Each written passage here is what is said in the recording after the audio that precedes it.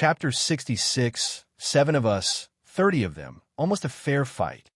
I'm not that great with third-person POV, so I will use multiple POVs in first person. Tell me what you think about it. John's POV. We packed all what looked of value and gathered the bodies around. Unlike the game, bodies rot, and people piss themselves when they die, so we will burn them. What I found really exciting was a necromancy tome called Corpse Explosion. I just couldn't help but grin when I saw it. This spell is just too evil. I opened the first few pages and wanted to try it so bad, but it would take few hours of trial and error to get it done. Other than the large amounts of money we found. We got some jewelry and spell scrolls, as well as some pieces of fancy gear, and few filled black soul gems. Also some magic staves. I took a liking on a certain flame staff.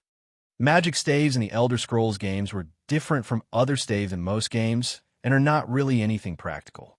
Just imagine them as a tool to cast the same damn spell repeatedly without costing you magicka until the energy of the staff is depleted. I always thought that was impractical and not much different than magic scrolls. As if heaven heard my plea, the staves in real life are not that miserable. They are magical weapons that are based on aspects, which means if a staff is enchanted with flame aspect, then it can cast any flame spell depending on its own energy and the knowledge of the caster. Neat, isn't it? This is also much better than having some random folk carrying staves and think of themselves as mages. And also would make staves have a different use than magic scrolls. This would also make famous staves much more powerful from the ones in the game. And also you people can stop asking about the Wabbajack, Staff of Magnus, Sanguine Rose, the Skull of Corruption. They will have better functions based on their unique style. We gathered what we have and started counting the loot. This was good. We'll be rich for some time now. After we distributed the loot into smaller sacks, we can carry on our backs. The other things that had value, but we can't carry, were kept in a chest and buried in one corner in the room. Felt like pirates from those movies. Now let's leave this cave. The last room in the cave had its own passage to the first room we came in. That 2-leveled cave room from before. We had to jump a wall like 8 meters, but it wouldn't look good if we landed wrong. Okay, ladies. Featherfall. Who is going first? I evoke Featherfall while saying that. Feather. What? A spell that makes the fall lighter and slower. Hurry up. Joel, show those ladies how it's done. I cast it on Joel, and she jumped the 8 meters and landed slowly like a feather. The guys lost their marbles after they saw it, and started fighting on who to go first. Sure, this spell felt wonderful. Just like a parachute. Everyone and their mothers lose their marbles over them. After getting done with it, we headed back to the entrance, but tech. Shit, my face became yellow and my head felt light. I couldn't even count how many sounds my alarm spell made in my head. What's the matter? Jal asked. We've got company. Canute's POV. I stood outside the cave with my men after we got the report from that weasel in Dawnstar. The place we stood at was a wall of ice that overlooked the passage to Hobbs' Fall Cave. We saw clearly what can go in and out from here. Beside me was that weasel and his boys. How can he be so short and slimy, yet call himself a Nord? Are you sure it was him? I asked. Absolutely, Captain Canute. A kid came to Dawnstar and hired a crew for his ship. His name is John Dare, as the message from that puppet said. The weasel said, those guys are supposed to take care of him, but you said he had people when he entered? Yes, Captain. 7 of them. Those dirty cultists can deal with that just fine. What of that ship of his? I saw it over the coast there, but it sailed away after that guy got down with his men. Idiot. Why didn't you send one of your men after it? If we captured it, the leader will be pleased. Now all we need is that brat's head. Send some of your scouts to talk with the cultists before the sun sets. I want to be back at the sea in an hour. Yes, Captain. We got wind of that bastard. I thought he would take the land road and came all the way from Dawnstar to greet him here. But to think he took the sea. Now he is cornered like a rat. I'll show you the fate of those who mingle with the Blood Horker's business. John's POV. 7 spectral owls of mine surveyed the sky. I think this is going to be tough. How many, Captain? Ongium asked. 30-something. The faces around me got paled. Come on, it's 7 of us, 30 of them, almost a fair fight. Ha! I joked with them to ease the mood. I thought for a second and came up with something. Good news is they didn't find our ship. Better news is we will make one hell of an escape. I have a plan. They looked at me as if they saw their Lord and Savior. You 3 run back to that room and bring that big smooth wooden table and all the ropes you can find. You have 5 minutes. Joel, Joel. 3 men will be coming from this passage. Invite them in as your cultists, then kill them cleanly with no drop of blood. I will stay here and prepare. I have a big plan in mind, one that needs a lot of preparations. I will put all my power into the next spells I'm going to cast. First, I was already low on juice, so I drank a Magicka potion and felt my body overflow with Magicka. The next step was to make sure about that the enemy's movements. I covered the area above them with few familiar falcons. I can get information of what my conjured familiars see, but not clearly, so I had to get the best vibe possible. The enemies actually had a ship too, and it was away from mine, thankfully. Still, this confirmed that they are pirates. I was far from done. My potion bag had a side pocket, and it had few alchemist fire flasks given to me by Nerina. I took them out and put them neatly aside. Few seconds later, the 3 boys brought the big table I asked for. Now flip it on its top, tie the ropes there and there, don't let them get loose. You call yourself a sailors. My mother can do ties better than this. I instructed them around while cracking jokes. These guys were nervous. Now, ladies, watch the magic. I evoked a spell on my hands and put a lot of magics into them. After the cast, the void formed and 3 fiery creatures appeared. Terra, 3 beautiful flame Atronak horses. Now tie them to the table. The boys looked at each other and didn't want to believe what they saw. The captain is just too glorious.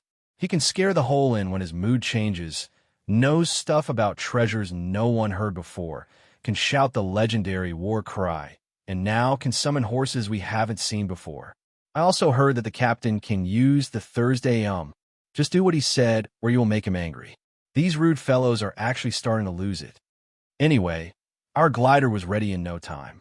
Joel and company brought back 3 corpses and put them in front of me. By the gods, Ongium and Joel lost it when they saw the horses. Give me the bodies. I can only use 2 of them. Use? Joel asked. Look, this is a desperate time. I will have to perform a forbidden ritual just for the sake of getting us out of here. I will use some of that. Necromancy, I said with a grim face. Nothing but an act, though. What? The people around me got scared. This magic always comes with a price if I am not a Daedra worshipper. So, I will have to suffer the consequences, but it will be worth it when we make it out alive, all of us. I'll be able to hold on for an hour, then I might collapse. When I do, Jelliner, please take care of me. To the public, necromancy is a foul ritual that only get done by people of evil. If I performed it normally in front of them, they will take the wrong image of me and may cause harm to the reputation of the college later. John, please don't do it. You might not survive it. The lady told me. Jelliner joined the act perfectly. She talked in front of others with ease and made it look dramatic. This evil minion of mine is the best follower ever. I am sorry, Joel. If you can at least make it, then it will be all worth it. Making a touchy scene was an easy task. I read some shoujo novels at some point, so I knew the tricks around this genre. Now from the mage who will perform a dark ritual to the hero who will save the day. I stood on 2 corpses, evoked reanimate, and charged. I focused on the effects a bit to manipulate the hue and create a strong blue light with the spell. I try to make my voice as rough as possible, or as rough as Morbagog. Theb started chanting a death metal song from my past life. I call upon the ancient demons of underworld to bring forth this beast and awaken, awaken, awaken, awaken. Take the land that must be taken. Awaken, awaken, awaken, awaken. Devour. Worlds. Smite. Forsaken. This song is bat metal forever. Those who did not watch it, I don't know what you were doing with your lives. Just go watch it now. I was barely trying to hold myself from laughing. Jelena, who always hid her face behind a cover and under a hood, was holding her breath with her hand, and her shoulders were shaking. I know she was also holding it hard. Jal came and kept patting Joel's back. I finally finished the first verse of the song and cast the spell. God, I almost farted from holding the laughter. 2 corpses were surrounded with blue light and started to stand up. They looked scary. This was my first time doing that on a human corpse. I always practiced this spell on mice and skeevers. There are many differences between necromancy and conjuration, and the most important one is control. One can control reanimated undead much easier than conjure Daedra. Daedra are living beings with egos and feelings, so much alive that you can communicate with the intelligent ones of them. One can also converse with the conjured Dremora freely. All of that made their control a bit of a hurdle. Atronax are elemental Daedra that are much easier than Dremora, who are living speaking ones. If a mage can conjure a Dremora, then bounding it needs a lot of power, but it's always worth it. Dremora are fearsome and proud fighters. Undead are beings that are controlled by a fake soul that gets created by the necromancer. That's why necromancy sometimes falls under the aspect of soul. However, the fake soul actually destroys the body as long as it is not perfect, until it reaches the point of disintegrating all the flesh and turning the undead from a zombie into a skeleton. The better the fake soul was casted, the more the zombie form would last. If it was a thrall spell, then the fake soul would be formed into something akin to perfection and doesn't disintegrate the body for a long time. All in all, controlling an undead is a piece of cake, as they have no life or ego compared to summoning a high-grade Daedra. That's why the necromancy is so popular. I can control 7 undead now, but only 3 Daedra. Back to the present, my 2 zombies stood and their dead faces. Joel, please put a fire rune spell on each that explodes remotely. After that, hide these flasks in their pockets. It's not that I was having a problem or anything. It's just that controlling 2 undead and 3 horse Atronax was somewhat not easy. I have to trap these pirates, and everything should look perfect. The sun was setting, but it was still dangerous for undead to walk under it. They had to be hid from sunlight perfectly. After Jelena was done, the undead walked as I commanded and reached the entrance of the cave.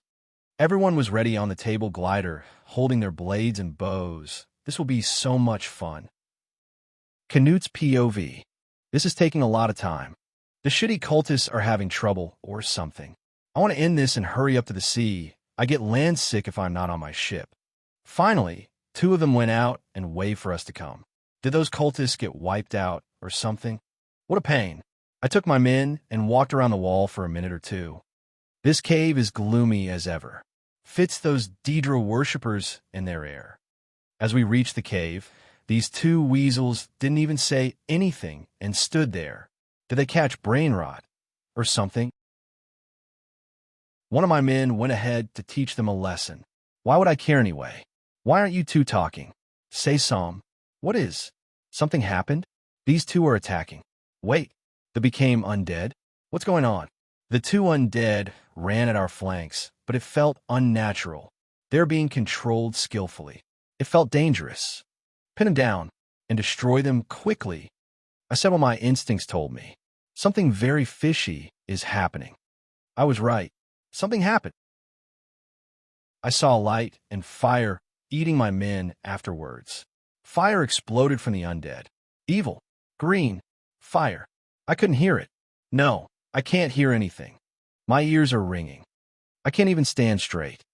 I was blown away. My men, torn apart, everywhere. I survived. I called and called. Only screams answered me. Half of my men were swallowed by fire. The other half got blown away. I was lucky. Gather up. Help them. I shouted for the men that were blown away, but just like me, they could barely stand. Captain, this is alchemist's fire. We need to run. Its fumes are poisonous. I'm not abandoning my men. Yes, I will never abandon them. Like that day, against that woman. Captain, something is coming. One of my men pushed my way.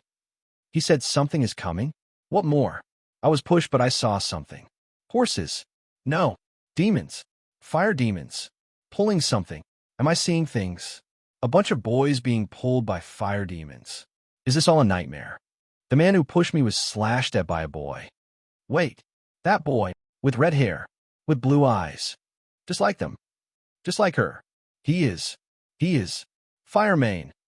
John's POV. A grand explosion sounded. I used the best bomb flasks on that one. Alchemist fire, a green poisonous fire that burns all organic matters and make poisonous fumes. These were made by Nurina, and I had every urge to try them. Now, deep from the cave, I could peek at the glorious explosion.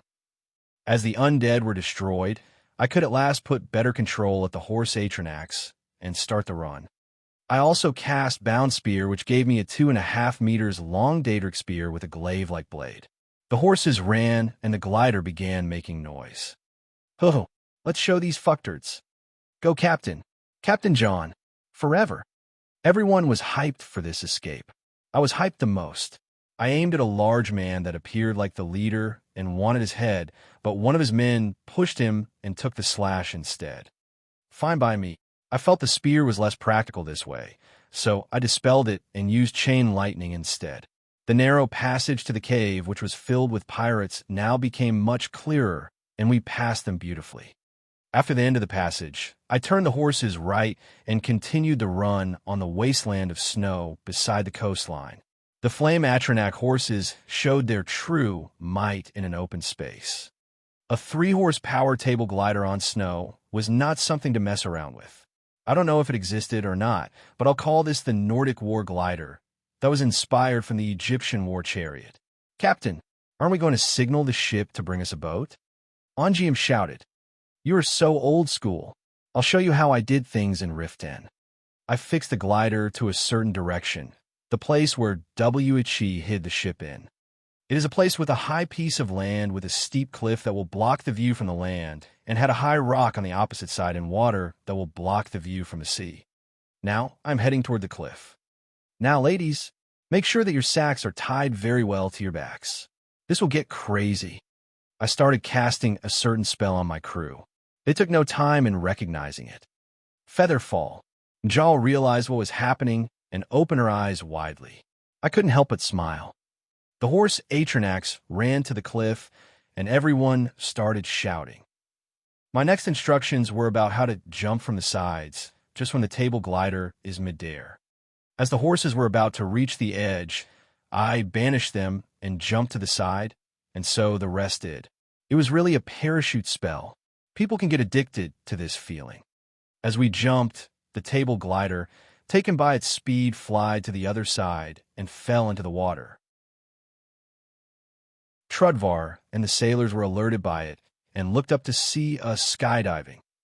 One can control the direction of the fall slightly, so it all went well. Even though we were jumping from a 30 meters cliff, everyone landed safely, and I landed with style. Move your asses right now. Pirates on our 6. Those who lays will get Ice Bucket Challenge. Store the loot. Release the sails by order. We have good winds. Run for it, you dogs, ha ha ha. I gave a series of orders under the effect of adrenaline. Everyone was running around. My only fear was the pirates getting to their ship and chasing us. I gave them a good beating, but I don't think it was enough to cripple them completely, especially when that leader survived my attack. Now let's just head to the sea. My ship is fast and can maneuver in shallow water unlike theirs. I guided the ship out of the narrow area with my scan and sailed fast into the sea. I was not leaving anything for fate, as I always kept the area around the ship under surveillance. After an hour, a ship appeared at our 6. I'm sure the pirates are coming seeking blood. I was prepared for the bitter battle to come. I can't allow their big ship to come near to mine. This would bring me a disaster. I'm not sure how many of their fighting force left, but I still have many tricks in my sleeve. Fire main boy, I will kill you. I'll burn your bones and drink your blood. The fuck? Who is that? That captain I failed to kill. I guess he found out my identity. Don't know how, but I'm not letting you off now. Ongium, go between these rocks. Make them follow us there. Yes, Captain. Joel, bring that flame staff that we looted and a soul gem. She nodded and ran. I started using scan on a wide range and detected all the obstacles under and above the water. My ship was sailing around the small rocks like a fish. The pirates took their time, but they followed us when they thought we may escape on land. Now back to the sea. Do it slowly. Let them catch up for now. Canute's POV. A fire main. A damn fire main. I will never forgive these bastards. They will pay. That woman shall pay. This boy too. Just like her. 14 years ago. She burned my men with the same smile. This crazed smile. I'll kill this brat. And that woman too. Then all of them fire manies. I'll burn them alive. Gah. Catch them already. Why is that piece of trash is sailing in shallow water? After them. I'll never let you go. Even beyond the gates of oblivion. They're slowing down, Captain. This must be a trap. They can't trap us in water. After them. Rammed their ship. We are finally beside them. Now, where you go, kid? Hee hee hee hee. Careful. The foremast. No. Watch out, Captain. What was that? What is that? The mast? Flying away. No. Don't let him get away. Captain. The ship is stuck between rocks. They're casting magic, Captain. Gah. You all are trash. Wah. What is that? I saw fire. This is not from the kid's direction. It came from the sky. Damn it. Fucking. Fire. Manies. John's POV. A minute earlier. They are catching up, Captain. Perfect. Make them come to our right side. They will ram us, Captain. Let them try. Now, they're beside us and planning to ram us. Sigh. Those pirates will have it hard. Well, sorry not sorry. Fuss Aroda. I aimed the unrelenting force shout at their foremast. The pirate ship took a strong turn to the right and crashed hard into some rocks near the shoreline. The foremast got blown away and a strong sounds of wood being broken sounded. This was a crippling move now to the last phase. Joel, the things. She gave me the flame staff and the soul gem. My plan was to give them a rain of fireballs. I wanted to use the staff because I have used a lot of magicka today and I was actually exhausted after the last shout. Using the staff was simple. It's just an extension to one's own hand. Here we go. Charge and cast. Perfect. Once again. Char. Kaboom. Mommy. What was that? Did anyone hear that embarrassing scream? John. Look. Joel said and pointed at the pirate ship. Holy baby Talos. The ship exploded. This was just one fireball. Not even overcharged. What the hell? Was that ship loaded with explosive? Don't tell me. Is it this staff? What oblivion is going on? Tears POV. Oh boy. He did it again. This John is just this annoying. I guess we have two annoying Johns now. They are more annoying than each other. Say, old Tyr, are all of your clansmen that nuts? Glum, my old friend, is just standing there spouting nonsense too. He is a monster on John Rad's level too. Why is he branding the family as nuts? Actually, we are. But my relative and brother-in-law John Rad, as well as my sister Hilda and their son John Hild, are completely on another level of nuts. Sigh. Nicely done, old John. Glint said, welcoming back our troublemaker. Was it really necessary? The kid was handling it just fine. I couldn't help but complain. Relax. It would have been troublesome if someone returned alive to the blood sales. Old John said, it would be a problem if they sent someone to investigate, right? After that act from 14 years ago, we can't afford to give the clans any wind about young John. Not until he becomes able enough. This kid is dead to the rest of the world. Once they know he is still alive, even our allies will turn against us. But I think the kid won't disappoint us. I have never seen anyone escape from pirates on a table before. Fu. Glint was laughing softly, but John Rad and I understood what he was laughing at. After all, he did that scry spell to show us everything that happened in the cave. Ha ha. I laughed too. Ha ha ha. My boy's just too good. Even John Rad was laughing hard. Ha. Fine friends. We had fun this year. Yeah. Where'll we find you next year, Glint? I'll go around Skyrim for a while and visit Loneth and Old Fultame later. He's at that Nightgate village, right? Yeah. Well, see you there then. Glint turned around and just walked. Sigh. What a simple guy. Back home we go, old John. Yeah, it has been years. Chapter 67, Thane of Winterhold. The only thing I can think about is this big explosion. Thankfully, the crew didn't hear my pitiful scream that time. Still, what a mystery. I tried the staff, but it was really normal. I mean, it functions better than most staves, but the damage output is normal. My only theory is that the pirates had some explosive substance that reacted to the fire and gone kaboom. Well, after the explosion, I acted as if the forbidden magic from before took a toll on me and walked weakly to my cabin. The crew members that came with me made a tantrum about how great I am, and a small party was thrown in my honor, but I actually was too tired to care. Still, I made sure to gather those who came into the cave with me and gave them a lecture of how important it is to keep the matter of the forbidden spell a secret, or the vigilance of Stander will come after all of us. We will reach Winterhold by tomorrow before nightfall. Ongium reported to me in my cabin. Good. I'll leave the crew to you. Make sure that some get rooms in the Frozen Hearth Inn and some guard in the ship. They exchange roles every day. Yes, Captain. Also, there will be a list of things you will sail here and there to buy for me. I'll make sure to get us permission to fly the flag of the college. Will we work with the college? It's better to be safe for the time being. We may change flags next year, but we need safety now. Captain Geldof may start giving you some jobs, so answer to him, but keep reporting to me. I had to make some rules for the ship and give good treatment for the crew. They're my people now. What I was worried about was the Jarl being a jackass during the coming part of the plan, but I have to trick him into wearing a helmet. Anything else, Captain? Ongium said on his way out. Where is Joel? Lady Jelliner is brooding on the quarterdeck. Pfft. Ha ha ha.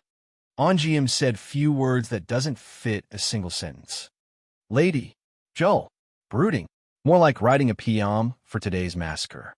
Sorry, Ongium, but please call her for me. Of course, Captain. A minute after Ongium left, and Joel's came with an expressionless face. Need something? I pointed at the bed and said, Sit down.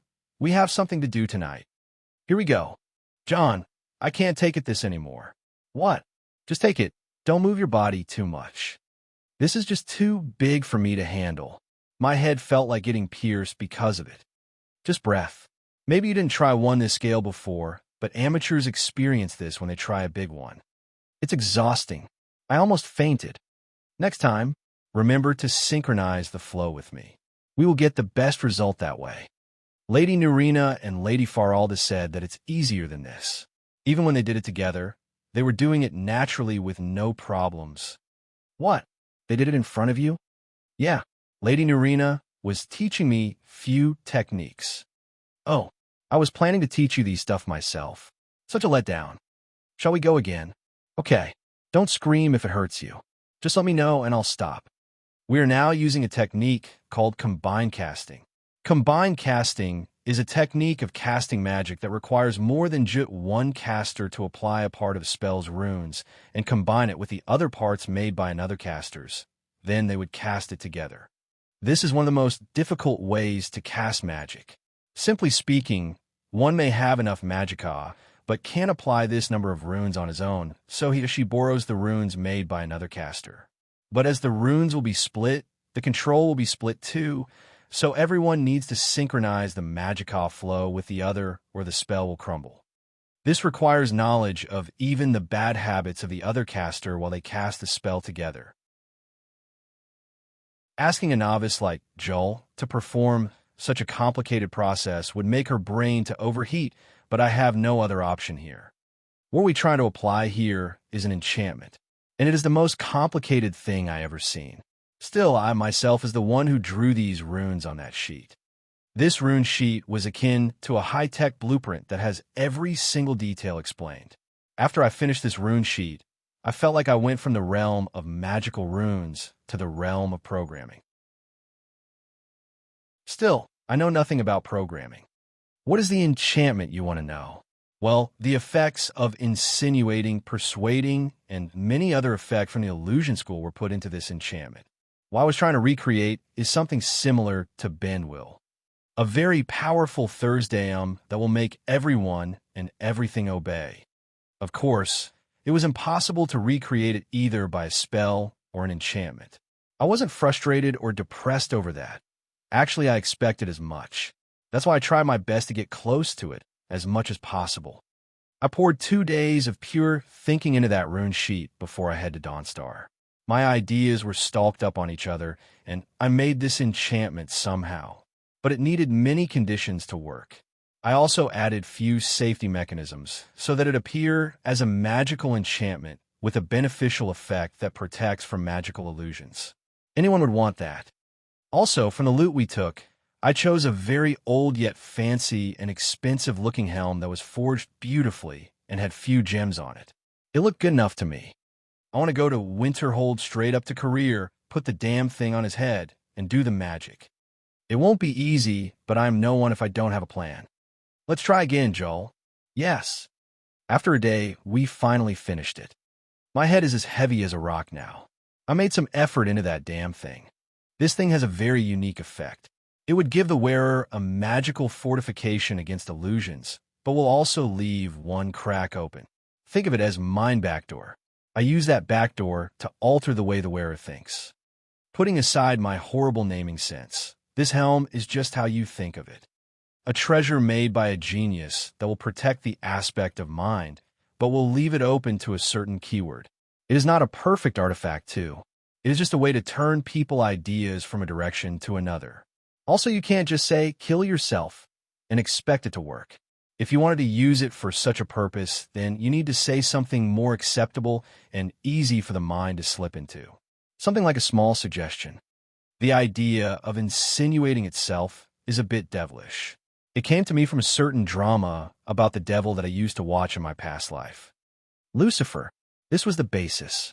I also had to try it on someone, and Joel didn't show any opposition to the idea.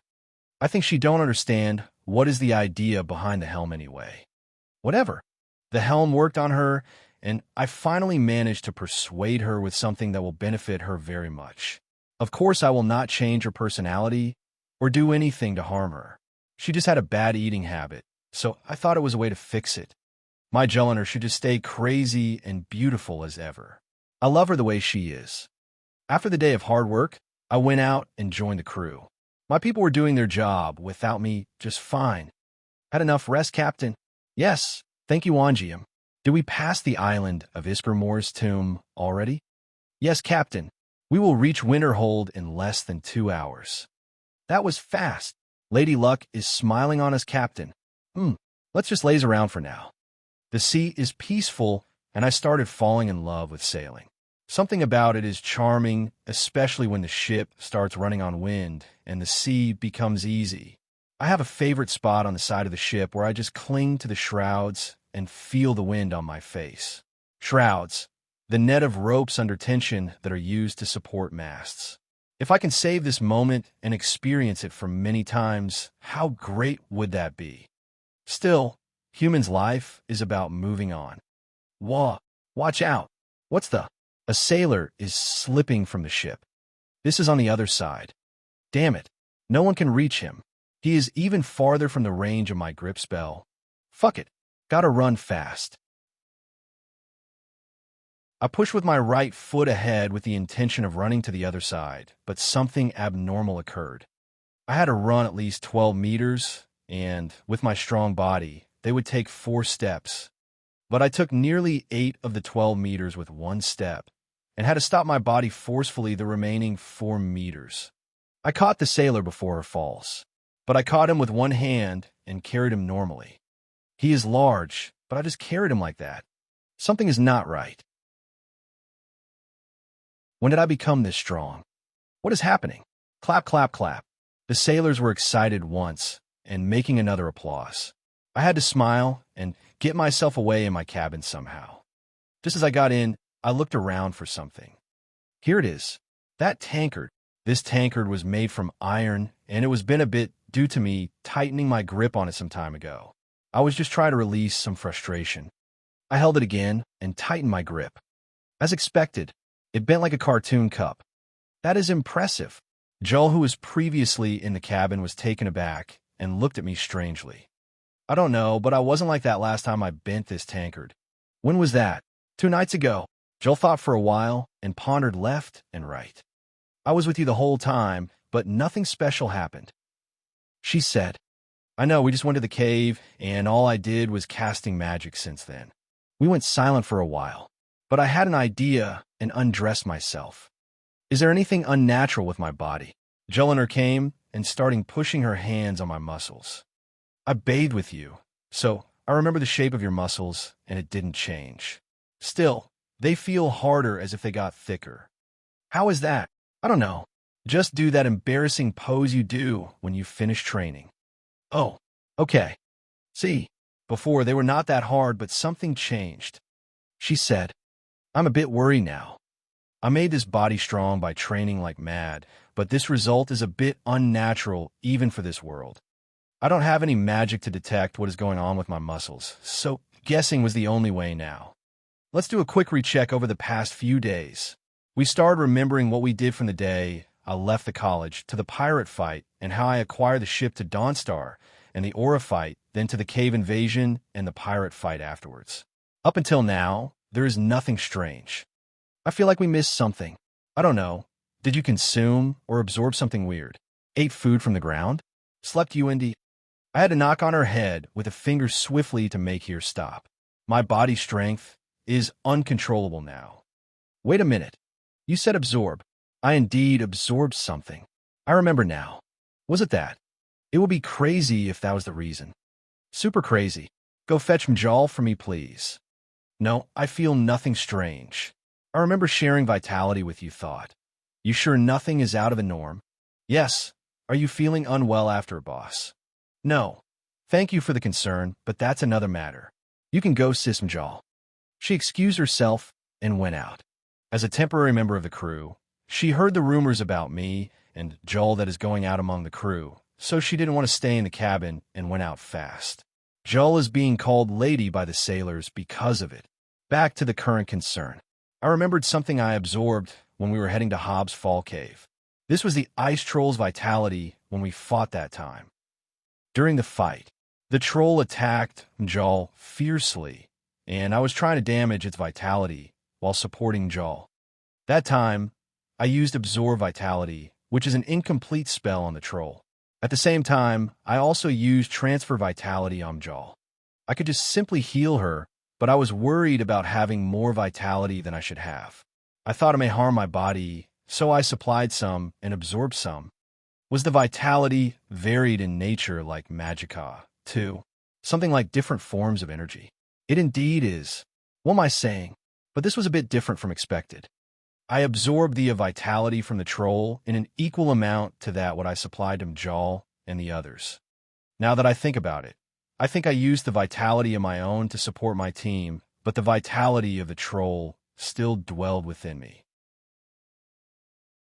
Another weird idea came to me. I took a dagger and injured my finger. I gave it some Magicka to make the healing faster. It should take about 10 minutes to fully heal this small wound just by focusing pure Magicka on it, but the result has some changes. It took 7 minutes. This is weird. My natural healing is faster. My strength is a bit more than my norm. I know warriors that can be much stronger than that, but this is quite the feat. To move 8 meters in a single step from absorbing the troll's vitality for 10 minutes is terrifying. I'm not abnormally strong like a troll, but I'm stronger than the me from before. This is amazing, but also scary. This is an unpredicted progress with not much known about it. I need to research it more. God, when will I ever finish these researches? If I added this to the horde of researches I have, I may faint from shock. Let's just not think of bad things anymore. Yes. Relax. Release the anchor. Take the sails down. The cargo. Send people over here. Winterhold docks. Tiny as ever. Good thing we will have our place to keep the ship now. My head is spinning. Joel. The thing. Ready. Trevor, my man. Run to Alishka. Tell her to get everyone in place. As you wish. I started to walk the steps up to Winterhold while whistling. This felt rather refreshing. I'm going to mess with Career's brain now. The steps took some time, but we were already there. I dressed myself in my clean college robes and Joel was in her dark-fitting armor, holding a tray covered with a red piece of silk. Of course the helm was under it. Ongium and Jarl walked around me like some mini-bosses around the main boss, and directly we went to the Jarl's longhouse. Trudvar met me on the way and nodded, then went back where he came from. This was a signal that meant nothing is out of the ordinary. I had no time to waste now. The area in front of the longhouse was filled with people from around the town. Elishka's role the past few days was to spread rumors through the inn as the best place to spread rumors. Now everyone has heard a thing or two about what is going on. She also increased the number of the so-called cheerleaders and also included the future bathhouse wenches in their ranks. This will be good. Guards surrounded the entrance, as usual, and the Dunmare Maller Sell-Off, the steward of career, was shouting at the people to send them away. Sir Mage has arrived. Sir Mage, divine save you. Sir Mage this. Sir Mage that. Okay, what is going on here? Am I this popular? I don't know any one of these people. Make way. Ongium acted like a bodyguard and shouted at the people. Well, that was unnecessary. We could just move between them politely like these old politicians from my past life. Kiss babies, take selfies. Nothing of that is here anyway. I walked straight to the Jarl's door. Once Maller Sell-Off saw me, his gray skin started changing color. This is my first time seeing a Dunmer's face changing color. The helm of Winterhold is retrieved. The people demand an audience. This was me saying, "Come out, bitch." Maller looked around me. I was coming here with a number like usual. He looked around for a while, then appeared to have arrived to an idea and ran into Career. After a short time, Career came out with an indifferent face. I don't know what is he thinking, but my safe arrival should put his mood in a shambles. Still, he was composed. Jarl Career, I traveled by sea to the bleak cave of Hobbs Fall, invaded the place with a small force of mighty Nord youth, destroyed a cult of an evil god that laid waste to that part of the land, and finally retrieved the helm of Winterhold, the same one from the old texts. I made a speech and passed the guards rudely with force and stood on the steps leading to the longhouse, talking to the Jarl and the people. Really now, Career said, not minding me at all, "Why don't you show us that helm of Winterhold of yours?" His tone was haughty and indifferent. I actually don't know how he's going to counter this, but I was using scan to detect what they might come up with. I felt that Maller Sell-Off was carrying something akin to a Nordic helm behind his back. So they're going to do it this way, huh? Still, I don't think their plan will work. I clicked my fingers, and Jelinek came with the tray she was holding. Ladies and gentlemen, Jarl Career and his venerable men, I present to you the helm of Winterhold. Jelinek held the tray high over her head, and I took the red piece of silk away. It was jaw-dropping how the helm I brought was beautiful. Its worth was equal to the whole town itself. Gold and gems were all over it. I don't know from where the cultists brought such a thing, but it was one of the most expensive treasures they have.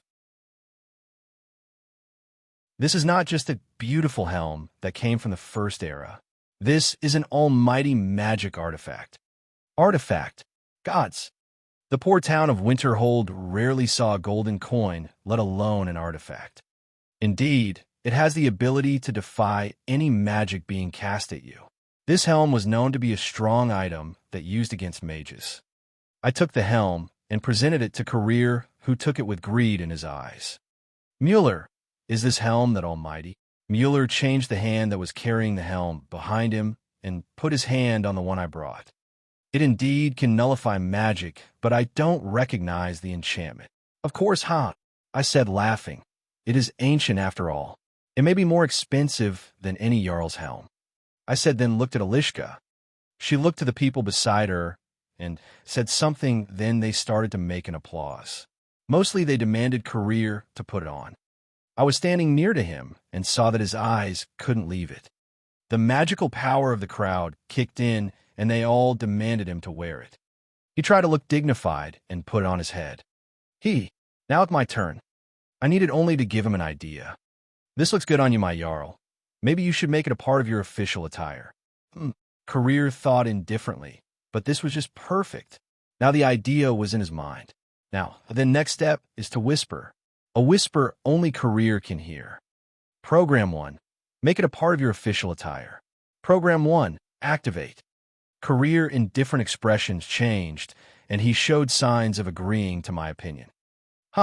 It looks good. It will indeed give me some appearance between the Jarls. Perfect. Just perfect. This was the true function of the enchantment. Altering ideas. Changing opinions. Just as I give the whisper program, the current idea in the head gets altered completely according to the order following program. It's indeed a version of bend will, but it needs many conditions to work. Congratulations, Jarl. I guess now I get my end of the deal. Career's face turned grumpy once again, but I only had a whisper. Program 2. Make things easy for me. Program 2. Activate.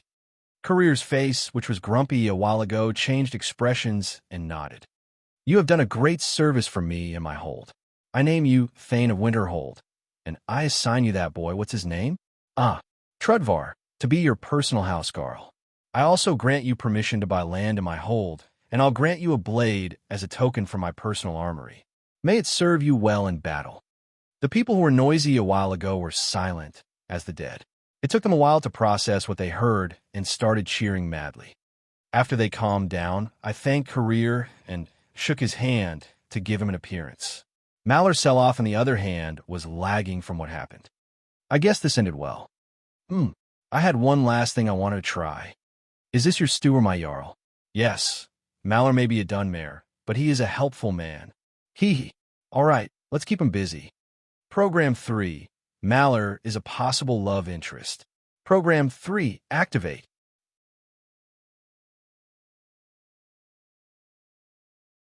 Chapter 68. 1 month of development. A month has passed since that day with Jarl Career. It was a month filled with paying money, spending money, and taking out more money. My wealth that I cultivated since the day I became a thief was slashed by half.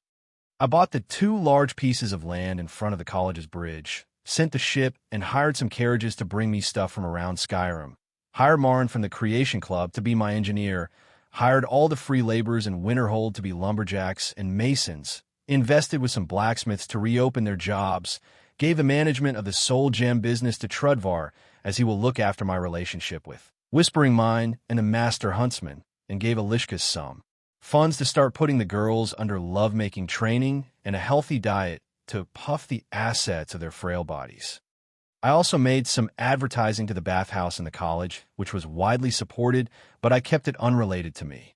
My title as the owner will be kept a secret, but I may appear as the one who made it easy for the bathhouse mistress to open the business here. Of course, I own most 80% of the bathhouse, as I decided to give Alishka 20%. I also promised the employees that the earnings of a 10% will be shared between them as a monthly bonus. This will make them put more effort into their jobs. Some new girls wanted to work, so Alishka interviewed them, and I gave permission. Some of the girls asked not to take the love-making part of the business for lower wages than the ones who does. Alishka advised me to accept them anyway. She said most of the girls who asked for that will change their opinions in a matter of 2 months and will take the whole job. What annoyed her was the rule I said about the girls who are under 18 years of age. I insisted that girls under this age won't even take part of the bath business and will take other miscellaneous jobs. She agreed after I told her that it was not about money, but for the girls themselves. Of course, bathhouses don't just offer a bathing and a lovemaking service. There is a hairdressing service as well as a laundry and healing service. So this project will not be just focused on just the companionship part. The building of the bathhouse will take the eastern part of the land, which was nothing but old broken houses. It was directly on the left hand when one go out of the college. Unlike other bathhouses in Solitude and Riften, which were outdoors in tents and drew water from rivers, this bathhouse will be a 2-story big wooden building with many rooms surrounding a central courtyard on a wide space of land. It would look somehow like the Chinese structure of courtyards, but I made this way because those girls will live there, and it has to be their safe home and stronghold. There will also be an underground basement, which I really took time persuading the workers to dig. Of course, the underground basement will serve as a place to keep our magical devices. We will use the technologies that I employed the Creation Club to make. The magical water pumping device and the magical water desalination device. After taking care of the facility, we started putting the employees into their jobs. I didn't think highly of the healing service, as most of the customers will be from the college and can at least use the simplest healing spells. So the training was mostly about how to use razors and scissors for the hairdressing job. The laundry job was easy, and students can do that just fine. Maybe some of the teachers and the busy evokers will use it. The employees will be the girls and the guards. Of course, we can never rely on town guard for this business. I had now picked a security team from Trudvar friends and will be led by him. I sparred with them a few times to hone their skill and tough them how to be professional classy guards, not just some thugs. They were also promised free 3 hours a week in the bathhouse beside their normal wage. The guards won't be just guarding the bathhouse. They will guard all the establishments I build after that, such as my house and the other coming projects. And of course their number shall increase. Other than Trudvar's security team, the girls will be under the management of Alishka. Alishka is a professional at this business, no matter how much she hated to return to it herself. Actually, she was like a magician in this business. I would never have reached that point without her help. She taught the girls everything from the lovemaking techniques to the etiquette with the guests and how to act and react. I was impressed. This was beyond my understanding most of the time. I had to spy on her lectures in the private room I booked for them in the end to understand how this job went. It is very complicated and had many rules that I got a crazy headache just putting it together. Rather than that, Alishka made a ranking for the girls. Working girls who will take miscellaneous work as their main, and the bathing work only in the peak times. Normal bathing girls who will be the usual bath wenches and the regular workforce. And finally, girls like she once used to be, the queen bees, the most expensive girls in the bathhouse, and those will be considered the premium girls because of their outstanding looks and talent in lovemaking. According to her, we have 6 of those, which is a very high number. Ilishka also sent a message to her friend Zena in solitude to invite her here. Zena had a few complications in her life, as she is a fugitive from Hammerfell, and Winterhold will be safer for her than Solitude. I also would love to have that girl here. She's only one that can go against me in one-on-one with that infinite stamina of hers. As my previous promise stated to the girls, those who will show talent in learning how to read, write, and calculate. More than that, the girls who will show a magic talent will be considered as the pioneers in our business plan and get to be the force behind the future projects. This will be all there is to it. I made a ledger and taught Alishka the paperwork details and how to write reports. Also, one of the queen bees and Nord girl called SIV will be your secretary. They set the services on high price, so just not anyone can get the service of a queen bee. They also rain me with questions about how much money a regular student would carry. I myself am not that optimistic. I made my wealth after years of hard work and gaining a nickname like Catatosker with its bloody Hello Kitty tattoo. I don't think any student shall be as wealthy as I. Also, mages are not that good in terms of body strength and stamina. A queen bee can turn a poor mage into a dried corpse between her legs. I made a big journal for all the important details of the bathhouse and put it away.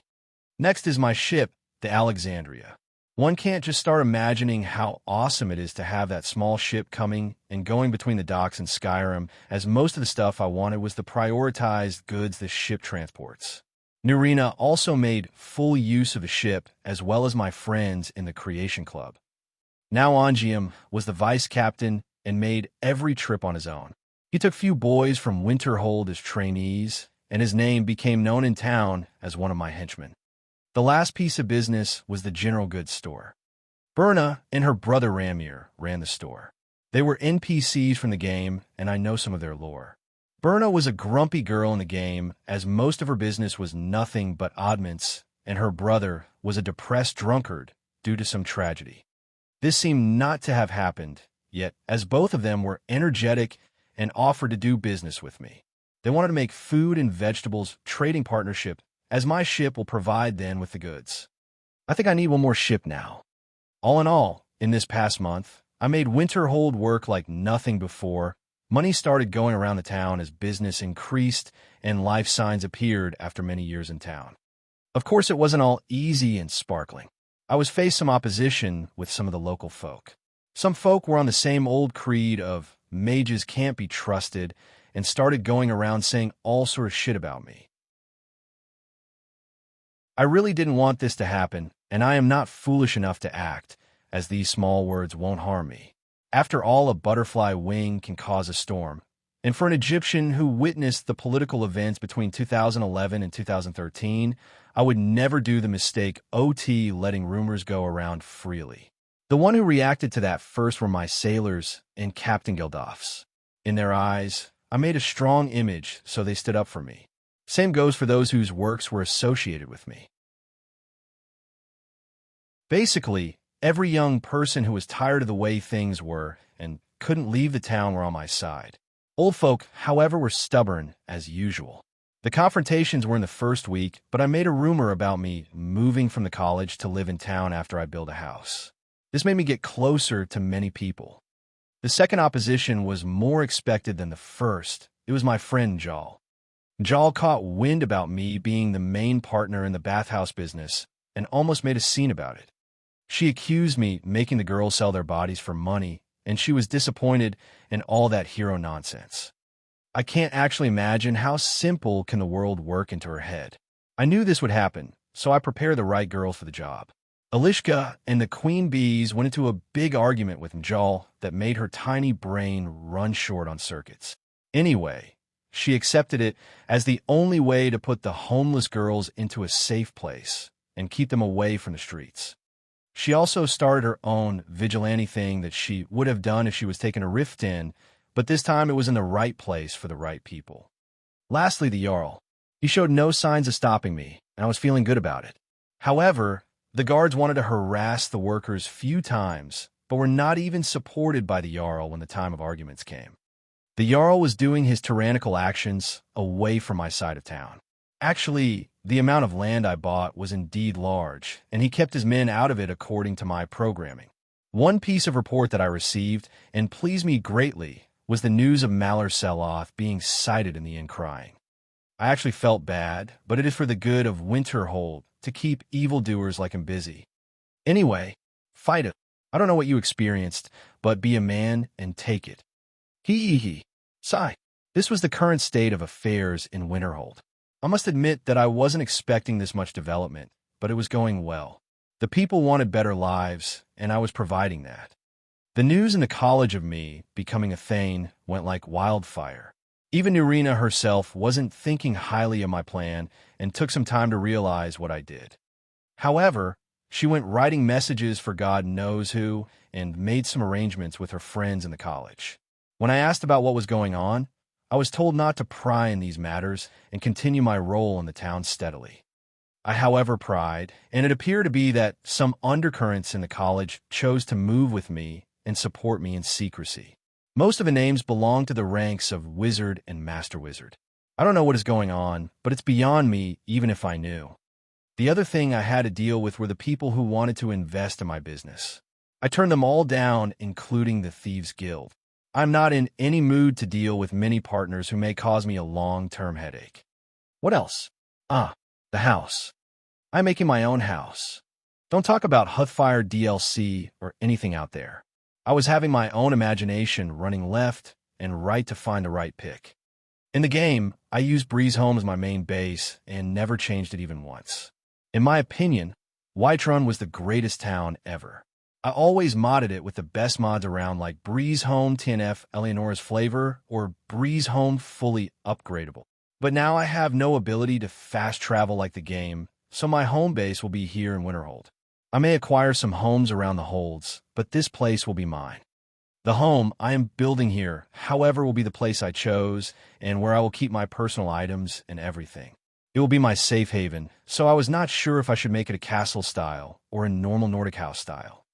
The piece of land I chose was across the street from the bathhouse to its east. To its west was a mountain, while the college and the slope that led to the sea were to the north. The land was vast, so I can basically build whatever I want. After pondering for a long while, I decided to build a medium-sized estate and surround it with a big wall and beautify it a bit. My inspiration came from a mod called Elysium Estate. It gave the player a really gorgeous estate outside Whiterun, and it had everything one can ask for. It was very simple. A Nordic wooden house with all its decoration from the outside and the inside. From the inside and beyond the main door, one will see a kitchen on the left and a dining room on the right. Nothing is closed by any walls, and I won't change a thing here. Advancing past the first room, one will arrive to a short hallway between two rooms. On the left is the master bedroom, which will have a fireplace, shelves, a king-size bed, and its personal door out of the house, but I'll not be including it. What I will not also include will be the stone bathtub, and I will transform it into a modern bathroom. The room opposite to the main bedroom will be another room for whatever purpose I may find for it. I will not include the small follower bedroom from the mod, and will just merge it with the big room. The room also have a stone bathtub, but I will transform it into a modern bathroom too, and will isolate it from the room, opening it to the dining room. Back to the hallway, there will be wooden stairs that will lead to the loft. It will be used as any other loft. Passing the hallway will bring us to the last room, who is somehow a small living room around a fireplace with some decorations. It will have its own door outside the house, and I am not changing things here. In the living room, there's a door that leads to the stairs of the basement, but I will remove that and replace it with a secret trapdoor. The basement in the mod is the place that have all crafting stations and all that, as well as a storeroom. I don't need any of that. I will transform the basement completely my way. The central room will have 6 doors. The first is the secret door that directly will lead to the house from the living room. The second will lead to the private stone king-size bathtub in the right. The third will be the vault, which will be fortified with every fortification I know of, and will be in the front where the forge was. The fourth will lead to a very spacious training room for me and my experiments. The fifth will be a large secret trapdoor that leads outside the house and will be used to smuggle things secretly in and out of the basement. The sixth will be a secret passage underground that will lead across the street to the bathhouse's basement. This was pretty much all there is to it inside the house. The outside will have a tower to the north of the house that I have plans for, a small-sized house for my housecarl, and a guest house. All of this will be surrounded with a big wall. You can just go watch the Elysium Estate on the Nexus if you don't like my poor housing description. I really explained it to the best of my ability. Beside the crazy amount of business affairs, my research turned into a Madden direction too that past month. I was preparing for the rank-up exam for Evokers next month. I researched magic besides the physical change that happened to me. I focused on learning more spells this time. I didn't want to run away from pirates like I did last time. I want to face them like one of those overpowered main characters and send them to oblivion, then stand on a mountain of their corpses. Or not really. I just want to be too scary to be messed with. I didn't focus on mysticism or alteration the past month at all. I only kept practicing conjuration, destruction, and some illusion and restoration. In conjuration, I made most of the development. I learned the bound shield, and now can actually summon a shield.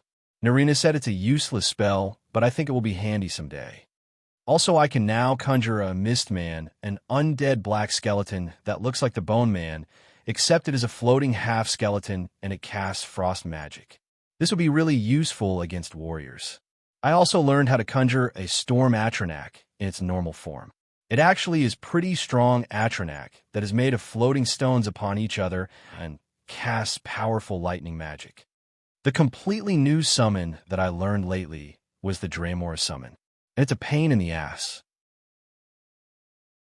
I don't know to what extent can these creatures be so haughty. First time I conjured it, it broke itself free from my bounding and attacked me. At first I didn't want to kill him, but he was cursing at me the more I hit him. Release me, mortal, or bow before me, mortal. I was so enraged that I accidentally killed him, but Deidre get recreated, so I'll get a chance to beat him in a sense later. Anyway, after a long time of beating the damn things up, I finally summoned one that obeyed me without making me lose it. Conjuring Draymora is not illegal, but highly advised to be practiced under full guard. Conjurable Draymora are ranked to 7 ranks depending on their own social system. I can summon the first rank, which is called Draymora Churl, and that is considered the common rappel among the Draymora clans. Still, it was a development. I can summon both warrior and archer Draymora Churls now. They have a pitch black skin with crimson markings on their bodies, and they have horns, pointy ears, and scary eyes. They're dressed in a black, sinister-looking armor and are not really something to think highly of, unlike the Draymora Warlocks and Draymora Lords. Draymora are this world's concept of demons, but they don't have wings or tails. They have a human-level intelligence and despise mortals to the extreme. No one really bothers with their real names, though. They're just a bunch of bastards. I wanted to learn summoning different kinds of Daedra like scamps, but Nurina said that their smell is hellish, so I avoided the idea. The Destruction School had a different kind of development. I only learned 2 spells. Flame Cloak, which is not really interesting, but it damages anyone around me with fire damage. I learned it only for the sake of research. The next spell was important. So important that Faralda herself showed interest in it. It was a fist attack spell made by the augmentation technique and lightning aspect. You can imagine it as a lightning fist attack, but as it makes an explosion when it hits the target, it was called Thunder Cookie. Degree. What was interesting about it was that it needed no casting. One only should evoke it, then it will cover the fist and attack with the contact against the target. From the destruction to the illusion, I completed the Aura of Madness spell and made a vision spell called Far Vision, which can make me see for a fairly long distance. I didn't have any development with the aura itself when I looked it up. These people from Dawnstar were indeed monsters. Finally, in the restoration, I only focused in completing the Absorb and Supply Vitality spells. Which takes us to the next subject. I had to research the development of my physical strength too, but I was not an expert in that part at all. I took the matter to Nurina, who assured me that my body has nothing strange, but also was in wonder of how much my strength has increased. The only people that may actually have an idea are the Restoration School experts. Those people researched all there is to research about vitality and were knowledgeable about mortal bodies as well. Nurina, however, rejected the idea of getting help from any of them. She didn't like Colette Marantz, the head of the Restoration Department. That will leave us to only one person I can think of. I said, "Who?" Nurina asked. "The Augur. If the college found out you talked to the Augur with no permission, Savos won't leave you alone. Not just that, you will have to venture into the Midden alone, which is a very unpredictable place. And supposedly you found the Augur. There's a tiny chance he may bother about you. Tell me something I don't know. Don't take Jelena with you. The entrance to the Midden is marked here." Nurina drew a map on a paper hastily and marked the location for me. I actually knew of it. It was the same place from the game, just at the end of the western corridor under a trapdoor. "Fine. I'll go tonight. I hope he gets interested in what I will offer." John's spells. Hashtag mysticism. Magica outer control. Channel. Absorb/supply. Dispel drain. Detection. Energy matter. Scan. Pinpoint. Force. Telekinesis. Grip. Force bullet. Featherfall. Soul. Scorch. Trap. Necromancy. Reanimate. Supply undead. Divination. Alarm. Clairvoyance. Time. Accelerate. Inner Magica control. Soulfire. Hashtag alteration. Matter. Burden. Feather. Object. Stoneskin. Flameskin. Light. Move to alteration. Candlelight. Sound. Move to alteration. Muffle. Create. Throw voice. Combination. Flashbang. Hashtag conjuration. Control summon. Command banish. Bound unbound. Supply Daedra. Bound weapon. Sword. Dagger. Battle axe. Bow. Spear. Bound armor. New. Shield new. Conjure familiar. Mouse cat. Falcon owl wolf. Conjure undead. Ghost. Bowman. Mistman new. Conjure Atronak. Flame. Normal. Horse. Frost. Normal. Utility. Storm. Normal new. Conjure Draymora. New. Fighter. Churl new. Archer. Churl new. Hashtag destruction. Flame. Flames. Firebolt. Fire rune. Fireball. Fire cloak new. Shock. Sparks. lightning bolt, lightning rune, chain lightning, lightning cloak, thunder cookie new, hashtag illusion, mind, courage, fury, calm, fear, paralyze, aura of madness new, will, insinuate, vision, night vision, far vision new, blindness, hashtag restoration, vitality, healing, drain vitality, absorb vitality new, supply vitality new, ward, steadfast ward, reflection ward, quadrant ward, sun, sunrays, sunfire, sun rune, holy smite, paladin's aura. Underscore underscore underscore underscore underscore underscore underscore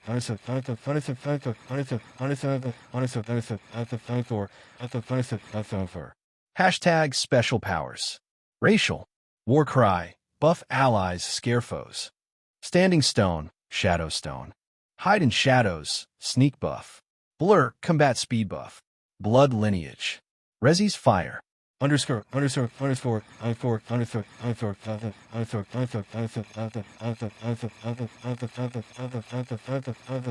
underscore underscore hashtag Thursday unrelenting force, fuss force, row balance, da push.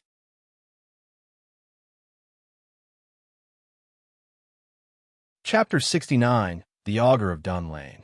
Before midnight, I walked to that place in the western corridor. I need to avoid the official college guards who patrol the place when I enter the midden. After midnight, there is a curfew, so it would be S problem if I didn't get there fast. Normally, Catatosker wouldn't have any problems sneaking at night, but the college has little to no places for hiding into the corridor, and running would bring attention to me. Sigh. This absurdly huge college is nothing like the game at all. Anyway, Narina told me this is the place, and my intuition is also telling me so. Using scan confirmed my suspicion. I found a trapdoor behind some crates that were put on each other like a wall. Also, someone was standing besides it. Weird. Something is going on. I sneaked quietly, and a member of the college guard was there. This is weirder. There's an understanding that the midden is accessible to all from this place. Even the guards don't come here officially. I decided to go in the shameless way. Good evening, Sir Guard. Mind if you clear the way? The boy turned around with a scare. He was a Breton and an evoker at that. What are you doing here? This place is off limits. I was hiding my features with a hood to not get recognized. Mind if you piss off, please? I asked once again politely. That's it. You're coming with. Uff. I punched the man-mare, Breton. Move, bitch. Get out of the way. Damn it. Now the song is stuck in my head. And there's only one way to get rid of a song that got stuck on your head. And that is, play it. I just have. Damn. I forgot my music player when I got reincarnated. Sigh. I am envying those lucky bastards that got reincarnated with their phones. Fine. Author, put on the background. Play ludicrous. Move bitch foot mystical I-20. My man backhand index pointing right. Smirking face, backhand index pointing right. Backhand index pointing left, relieved face, backhand index pointing left. Now, the trapdoor. I descended to the midden through the trapdoor. There was a ladder under it that took me directly to an ice cave. I am happy one thing is still like the game. The midden is the underground sewer system for the college and can be accessed from the Hall of Countenance, but that entrance is watched by the administration. Now I started moving into this ice cave, and it felt rather fun and adventurous. I arrived a minute later to a space made of stone. It now really felt like I walked into the sewers. It was dim, mild, and smelly, just like the Ratway. Aya, the feels. Like I care anyway. I cast Stone Skin and Night Vision. The place became much clearer, and I started to feel the movements around me. Skeevers, I hate these pests. Let's summon something to get rid of them. I evoked the spells and cast it 7 times. Around me stood 5 black skeletons with bows and arrows, Bone Man, and 2 floating upper half-black skeletons evoking frost magic, Mist Man. Undead, don't bother with darkness, so they will work around just perfect. I started walking and formed my undead squad in formation around me. The midden was not like the game at all. I saw places I have never seen before and almost got lost many times. The only thing that kept me from that was the clairvoyance spell. Still, it is much different than the game. In the game, it could show the player a short trail to the nearest quest marker, but things are different here. Clairvoyance is a spell that falls under the aspect of divination. It's tricky and hard to control. One need a strong will to clairvoyance whatever they is after. Normal the answer isn't visible to the naked eye, so understanding it comes through feelings. Normally the answer can be directional or take many other forms. Also, clairvoyancing something you're not sure of is dangerous and may lead to catastrophic results if one put too much trust in his clairvoyance. Divination as a concept is getting information through no material mean, which is the opposite of detection. And clairvoyance itself is one of the purest forms of divination, but it's hard to control, let alone master. Divination is a main aspect in mysticism. Actually, it's the most famous aspect in mysticism. People mostly know mystics as soothsayers and fortune tellers. Many Nords are blessed with that talent, which is very enviable in my opinion, but they rarely used it for a real arcane practice. Those people with that talent are the ones who can utilize mysticism the most. My talent lies in the energy manipulation part, so I am not completely vexed. Back to the present, my use of clairvoyance put me on the track towards the direction of the augur. I walked across strange places, but I try to keep mapping the place in my head. Unlike Wolfer, I'm not that bad with directions. There's that bone formation that was on a wall. A skull with 4 arms coming out from beneath it, and finger bones shaped like a crown around it. I stood in front of it respectfully and said, "Hail Hydra." Don't know why. It just felt the right thing to do. I remember from the game that beyond this point is the Midden Dark. The Midden Dark is a bit scarier than the Midden. It has roaming undead, big spiders, strange things, and all of one's heart's desire. Actually, I hate spiders. I may act like a big boy all the time, but frostbite spiders of Skyrim are ridiculously large and scary. I was never afraid of them in the game, but in reality, I let my undead deal with them. I remember some mods that replaced the spiders with many other things for those who are afraid of spiders, even on a screen. I wasn't that afraid or anything, but those spiders in real life are just something I don't want to touch.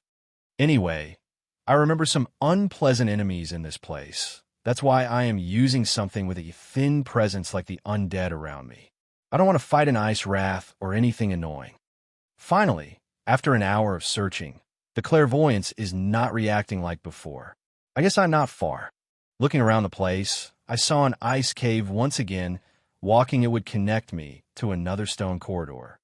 This is the part before the augur's room, if I am not mistaken. I walked slowly and commanded the undead to stay put. Once I saw a door, I banished them away. Knock, knock. Leave. A voice echoed from the door.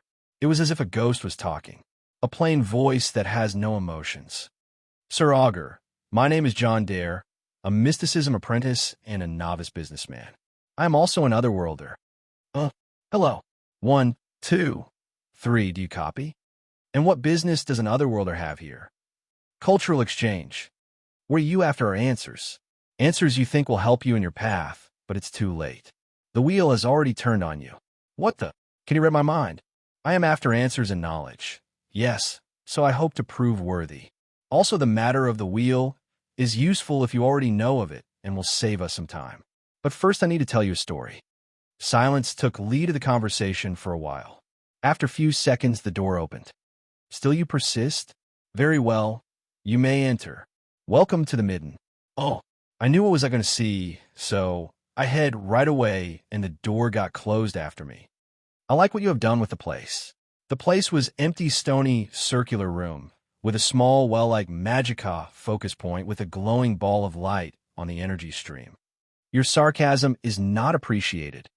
Her reply to me was a glowing ball of energy.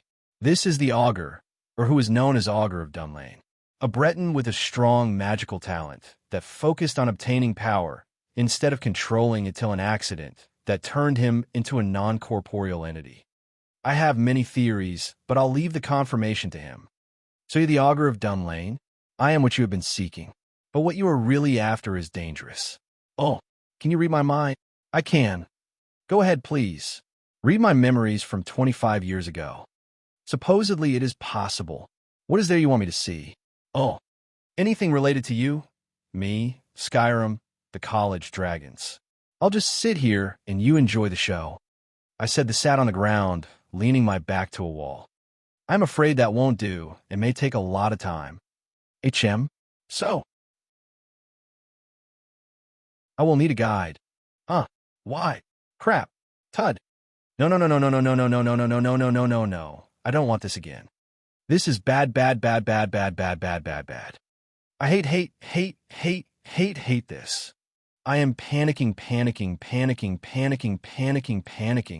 Hey, you piece of fluorescent pulp. I told you to send me out. Your reaction was not calculated to be this severe. I must apologize for the sudden action.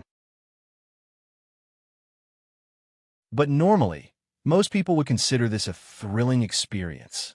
Oh, thrilling my ass. This experience killed me once. Yes, it did. I died because of this once. I put that damnable Gull Dive VR headset on my head more than 15 years ago, and look what happened. Now, I am in a strange black space with black background and a sense of movements. It awakened all of traumas. I can't deny this is different, but I have the same fucking feeling of the full dive VR space. Please relax. We are traveling in the memory tunnel, so it would take us a short time to get there. Oh, damn it. This guy is enjoying it. I am not. Reading my brain, huh? Technically, we are in it. Then why are you acting on your own accord so willfully?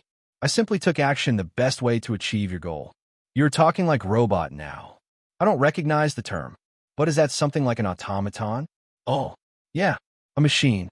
I think that is the closest way to put it in. Wait, what? Aren't you a human? I remember that the augur in the game was recorded as the Breton in the system. Being me right now and being the human who I once was from before is different. So, you lost part of your humanity. You are not listening. I'm not a human anymore. Think of me as a reincarnated person like you claim, but in a different race that altered me. Oh, I still don't get it. I mean, I thought of you as a person who overpowered his soul with energy, and the astral body couldn't keep up with that increase until it caused the mortal vessel or the physical body to not be able to contain the deformation in the astral body that had disintegrated. Keep going. Oh, I'm not sure how you did it afterwards, but you managed to seal the astral body and keep this soul bound to it somehow. But you needed an energy source, so you took residence in the unused Magicka focus point. Nothing more? Oh, that's all I could get based on how much I could research. But for what you said about losing humanity, then I guess it is because you lost what others call the desires of the flesh. Things like eating, drinking, or humor meant less by time, and you reached this mechanical state of emotion. I guess you put the closest way possible. Your understanding mostly came from some notes I left behind as I see, so we are agreeing on many terms. Oh, so does this mean that the physical body should be strong enough to contain the astral body? The astral body is the shell of the soul that has all the Magicka in, right? Does this mean that the soul itself is a higher form of Magicka, and the vitality is an energy of different nature, right? My body has experienced an immense increase in power lately. Does this has to do with the troll's vitality that I absorbed? I still haven't deemed you worthy yet to answer your questions. Damn it. All I need to know is, will I experience the same thing like you? You will soon find out. I just don't want to be a miserable computer like ball of light that lives in sewers. We arrived at the first memory. Let's see what you want to show me. Oh.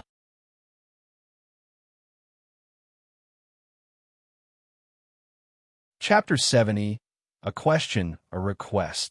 Interesting place. Whoops. My room from 2 decades and a half ago. Messy as ever. This is the day when I first played Skyrim. I could see my past self sitting like a noob and starting TSV, Skyrim for the first time. The amount of knowledge in this memory is more than expected. Please give me time to process it. Oh boy. If you lagged on me now, I might have to go through childhood all over again, you know? Not nice, Augur, not nice. The process is complete. I must admit, I didn't see that coming. Oh, listen, if we're talking about the maze of new folders in my PC, then please, that was a long time ago. I started to only watch online after a short time from this memory. I have no understanding of what you're talking about. I was actually expecting something less. Oh, weren't you the all-knowing almighty entity a while ago? There are limits for even me when it comes to divination. But I can read it from your memories now. Oh, I hope you don't get any Terminator weird ideas from the movies I watched. More importantly, what is that? Oh, this goes like this. I started explaining the game to Augur. The me from a memory was watching the game's first cutscene that occurs in Hellgen. I felt a bit of sad when I looked at the past me. Back at that time, I wasted a lot of time on gaming and was a bit of shut-in. It affected my relationships and social interactions for a long time. I also didn't have friends. Well, thanks to the reincarnation, I have no internet or social media. So, I have to entertain myself and socialize the normal way for humans. Thanks to that, I had a great second chance at childhood. Back to the current events, the light ball, aka Augur, was watching and analyzing everything on his own, so I didn't need to explain anything to him. After all, we are in my brain. Will the past you keep changing the character's appearance that much? Yes, the character creation normally takes some time. Wait for it. 2 hours later. I swear, I don't remember staying that long creating my first character. Oh, it's probably the nose. Always the damn nose. Do you know people get this weird feeling in their noses when they edit the character's nose? Oh, I forgot. You're a ball of light, after all. You don't even have a nose. 1 hour later. Taking 3 hours to create a character. Yep, sounds like me. Now, where were we? Hellgen is smaller than the real version of it. Wait until you see Whiterun. That time, my family's farm was larger than it. The magic is really simplified, and like the college, it excluded mysticism. Smart move from a game. Stupid from the college. This effect menu is a good idea. Indeed, but too long. We started going into a heated discussion. The Augur said before that by losing his flesh, he lost all sorts of mortal desire. It was clearly obvious from the way he spoke. He normally uses fluent language to hide his lack of emotions and to not freak people out. In my opinion, this is a survival instinct. He realizes that he shouldn't freak people out, else it would lead to his demise. Same goes for his desire to exist and staying alive with no physical body and to seal his destroyed astral body. That also made his desires obvious. Moreover, to exist is to have a purpose. There is something he is after, and that's why he needs to exist. Maybe gathering knowledge or trying to recreate a mortal body once again, or maybe achieve the Chim and become a godly existence. One can't just think of how many possibilities that the Augur might be after. Such a logical thinking. Get out of my head and stop talking like a machine. Calculations proved that you may appreciate it that way. This is really tiring.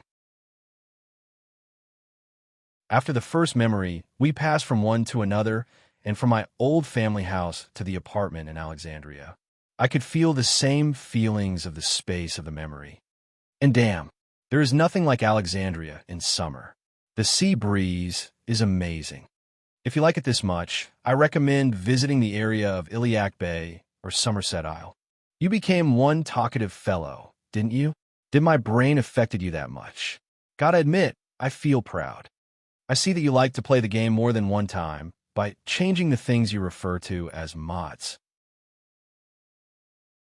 But what exactly is that thing flying in the game? Fayette. Thomas the Tank Engine. Isn't that supposed to be a dragon? Well, there's no limit for imagination when you are a modder, right? This took some bloody long time. I was worried, but the Augur told me that the time flow in my brain is much faster than real time. The Augur asked for many information to gather. It took him 2 brainy days to gather all what he wanted. I'm gonna complain about the lack of that scientific knowledge in your memories.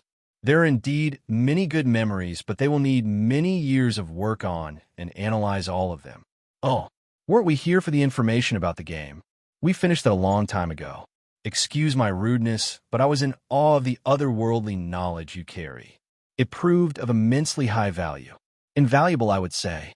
If it was the mortal me, I am sure I would be shaking from excitement and wonder.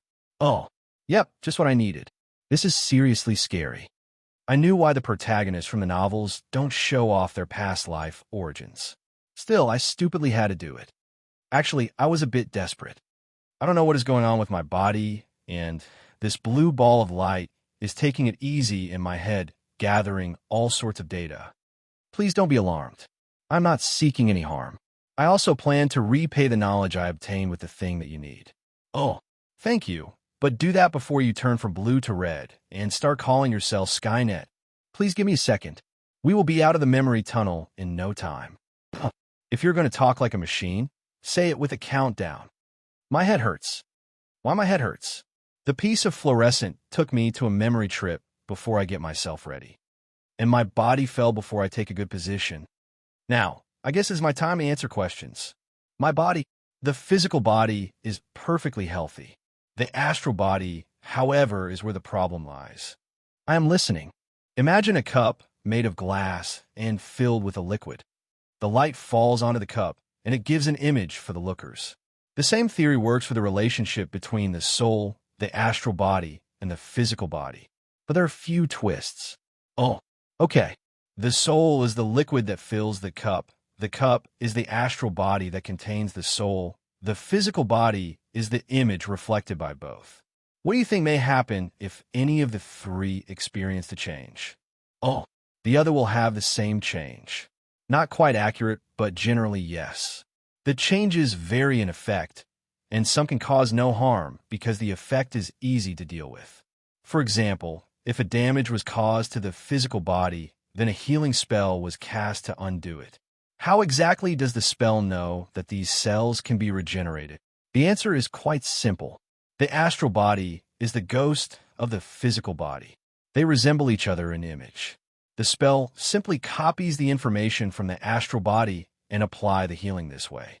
So what if the wound was left with no generation or healing? Oh, it would appear as a scar. Cause the same image to appear on the astral body and be permanent. That's what I meant by few twists. The image may not affect the object, but the object affects the image. Yet in our example, they both affect each other, as this was nothing but an example. Oh, returning to the subject, what about my case? Your case and mine are close. Didn't you already make a guess? My astral body is being affected by the magicka I absorbed. Not quite accurate. The energy you gather by your so-called cultivation is affecting your soul. The soul has many different kinds of energies like the magicka, the vitality, and the essence you use to shout the Thursdam. Every being has these different kinds of energies, and they easily can be transmuted into each other. From there comes the aspects of magic. One of the rules is that the energies must be in harmony with one another. If one increased in an alarming rate like your magicka, the other energies, especially the vitality, will try to keep up. Oh, I remember. When the protagonists of the cultivation novels increase their energy too fast, they have to go into seclusion to stabilize that much energy they gathered into their dantian or whatever. Exactly. Your past world has a good understanding to energies. Oh, but wait a second. By the time I started cultivating, shouldn't the vitality keep up at least some bit with the magicka? Here where things started going out of your hand. You always cultivated the magicka between heaven and earth, but one time you broke the habit. Oh, one time. I normally cultivated my own way and didn't chon. No, there was one time. That time, the Elder Gleam Sanctuary. That is right. You cultivated from a source of high-grade magicka. You enriched your magicka to the point that the other energies in your soul didn't get the chance to follow up. Unlike me, who gathered more liquid than what my cup could handle. You gathered a liquid that your cup may shatter from how heavy it is. Fuck me. Don't get alarmed. You can stabilize by time, and you can heal your astral damage. I get the seriousness, but what about the troll's vitality problem? This is already that bad. I still have to know everything. Problem? Didn't you get it already? Oh, huh. Get what? This is the solution, not the problem. Huh. The troll's vitality is a high-grade vitality. Not as high-grade as the Magikoff and the Elderling, of course, but is one of the highest in grade between the living. No creatures have vitality like trolls. Oh, huh. Oh. So you're saying that I should go, chain up some trolls, and drag them around for a vitality source. You could take care of that as you see fit. This is actually weird. I mean, doing that to trolls can be considered animal brutality, but trolls has evil nature and appearance. Even their meat is not edible, and their blood can be used for poisons. Their skulls are useful for magical purposes too. There's a wide variety of trolls in the world, and some of them can be as strong as giants. I don't think it would be considered a torture if I just go on troll hunting and absorb their vitality in the process. Okay, let's do that. So, to stabilize the Magikka, I need to cultivate the vitality from a certain source. It will increase my physical power and make me stronger. But what about the stamina? You look at the vitality from the game's perspective as the health, or what you prefer to call HP. This is an idea that the game creators from your world came up with to give the game more attributes. But in reality, this is a bit different. Think of vitality as both stamina and health. How vitality works is simple. You lose stamina and your endurance lessens until a critical point where your health starts getting affected, and upon death, the vitality itself crumbles. Oh, so it is like that. It's indeed logical. But didn't the troll's essence potion increase my stamina that time? It was a temporary buff. The area of effect was your P. Thank you, I don't want to hear from you. This guy is truly an emotionless machine. So, Mr. Augur, returning back to the talk about the three components of a mortal thingy. If someone lost a limb, then it would affect both the physical body and the astral body, but the soul will remain intact. Does this mean that for old injuries, if we healed the astral body, will the physical body be healed according to it? It is correct. It will regrow limbs and heal old injuries. Not just that, you can add or alter other functions from the astral body directly to cause an effect to the physical body, something like upgrading your body or your species. Isn't this the same for vampires and werewolves? Correct. In a vampire case, you change the vitality components, but that can be manipulated easily by a vampirism infection. Same goes for were creatures. They're a combination of two astral bodies. Damn. And this conversation will lead us to the request you wanted. Right. The request. I need your help desperately, and you know why. Indeed, you need it, and in normal circumstances, I wouldn't do such a thing if I have no benefit. But I started to see a benefit in helping you. And also, consider it as a repayment for the immense knowledge from your world that I gained from your memories. Oh, thank you. Your soul is indeed different from normal mortals. It is not even black to begin with, but it has the same general properties. It will be much easier for me to do the next process. It will be just like the thing with the were creatures. Oh, I had a question and a request when I came to this place. The question is about my physical condition, but the request is about something different. I was worried. If a small entity like the Augur can read my mind and know about my truth, what will the bigger entities do? Just think about it. If a Daedric prince like Hermias Mora, the one known as the Demon of Knowledge, which the hero from the game had encountered many times, what will such an entity do to gain all the knowledge about a different world from my head? What about Molag Bal, Maroon's Dagon, or even Bothia?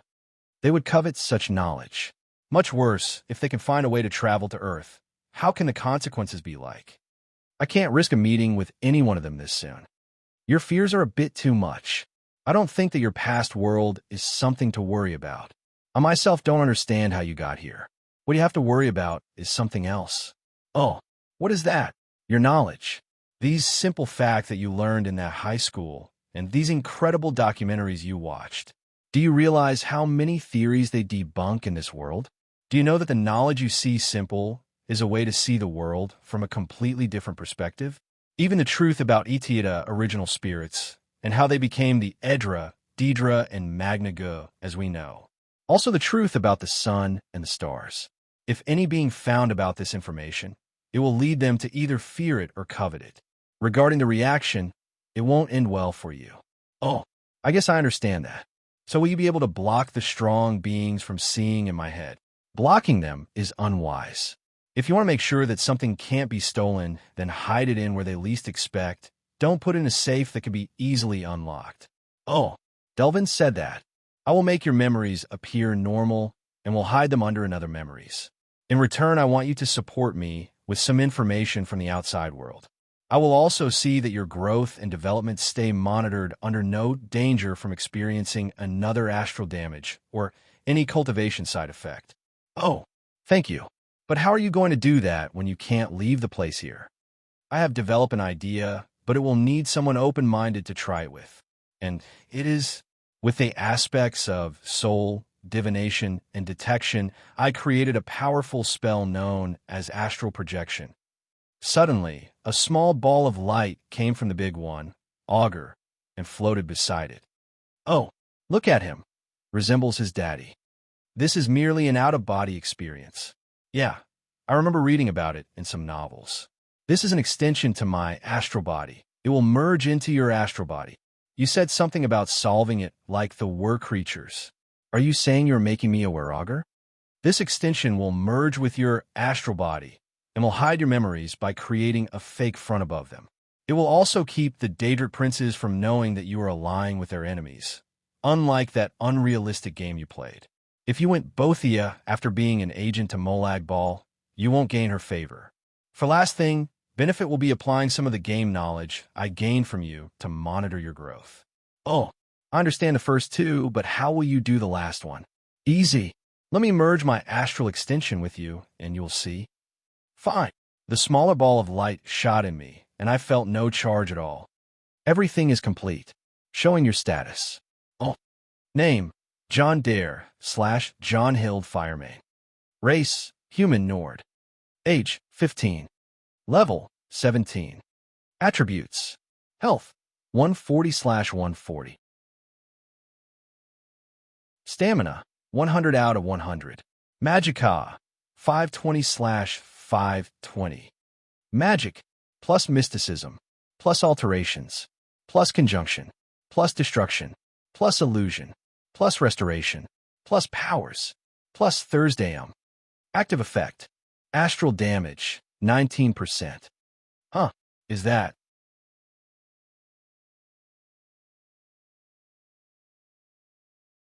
Chapter 71, Homin. Are you kidding me?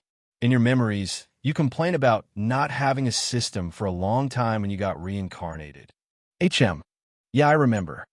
Got me really bad back in the day. I always wanted a system when I was in the orphanage. Well, I didn't get one, so I felt really cheated. Well, systems were for those who got a planned reincarnation by gods, unlike me who mysteriously died and mysteriously got reborn somewhere. Still, it is weird to get a system this way this late. But you said that you can't get away from your power source. Would your astral extension be okay if I decided to visit elsewhere someday? Yes, my astral extension is only there to help you. I can locate and contact it using telepathy wherever you are. After all, the astral link is the strongest kind of link. Still, I tend to believe that there is no free meal in this world. You protect me and provide me growth guidance. Was there really so much valuable information in my head? More than you think. I can access the deepest parts of your memories and bring out things you don't even remember. Oh, but still you could hide that and just not bother, pretend that there is little to do with my memories.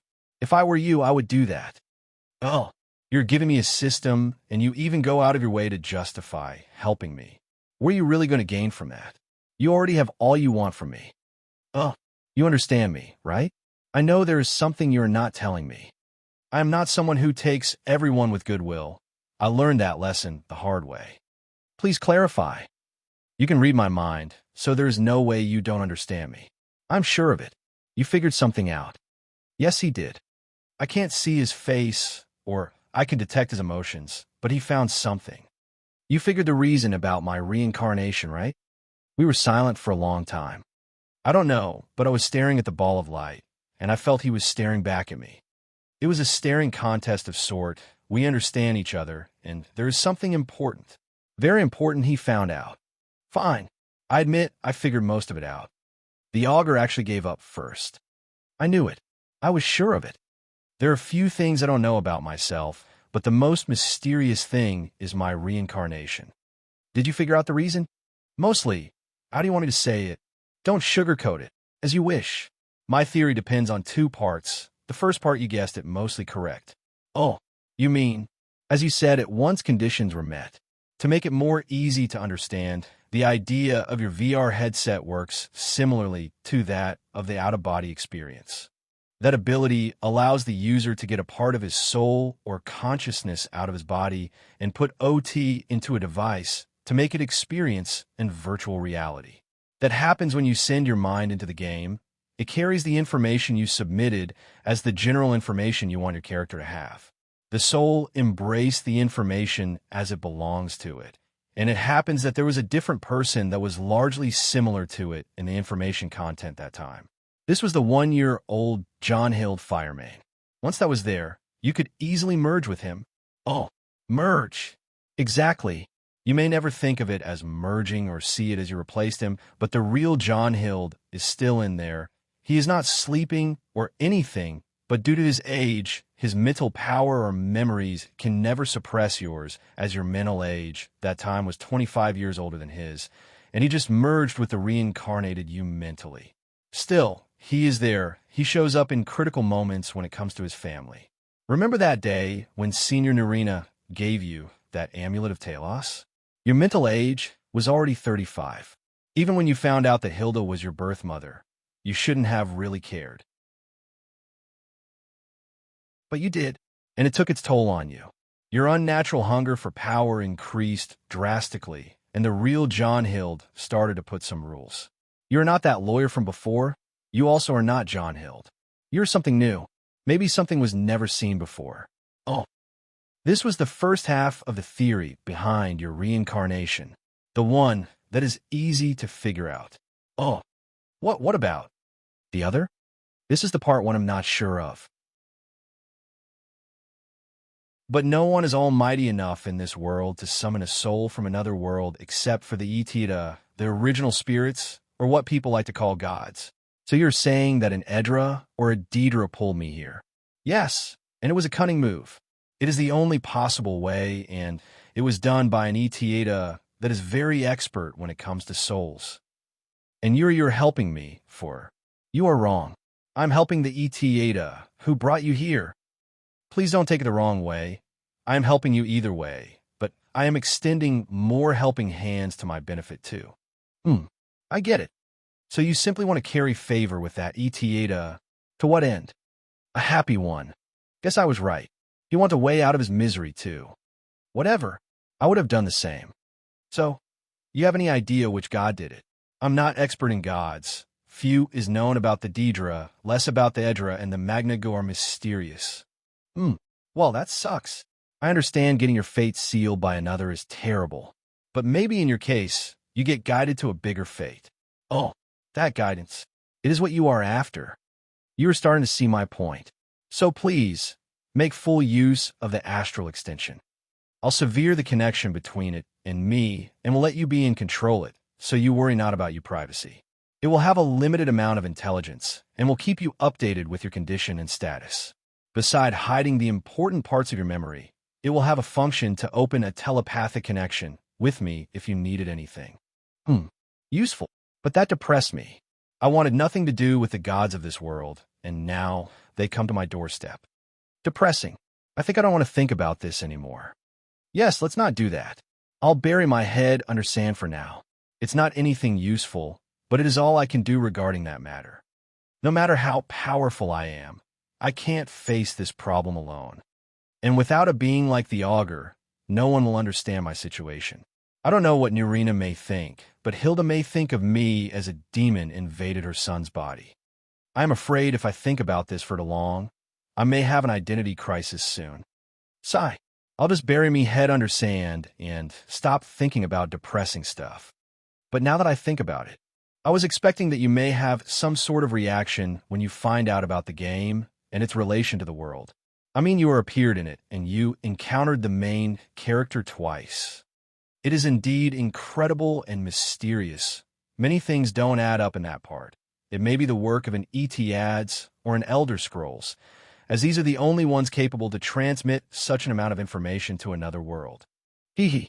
I still can't imagine Todd Howard using an Elder Scroll to get prophecies and create the game, though it would explain why he always says, "It just works." Todd Howard is an American video game designer, director, and producer. He currently serves as director and executive producer at Bethesda Game Studios, the company that brought us the Elder Scrolls and Fallout games. Sigh, how depressing. Before I go, what are the full functions of the system? And can you upgrade it? You can access it with your inner will. And yes, the window you see is nothing but an illusion that shows my analysis of your body, ability, energy, and mentality, so it's editable. Its functions and upgrades are also bound by your current ability and spells you can use. Oh, I think that's cool. Let's see. Name, John Dare / John Hild Firemain. Race, Human Nord. Age, 15. Level, 17.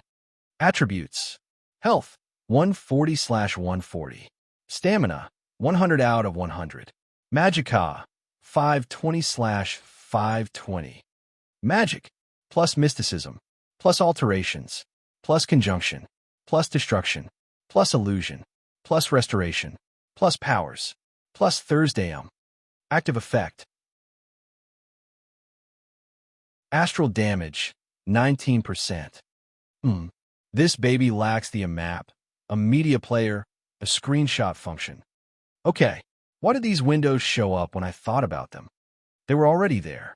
As I said, your ability with magic allowed them to be. Oh, seriously? Good augur.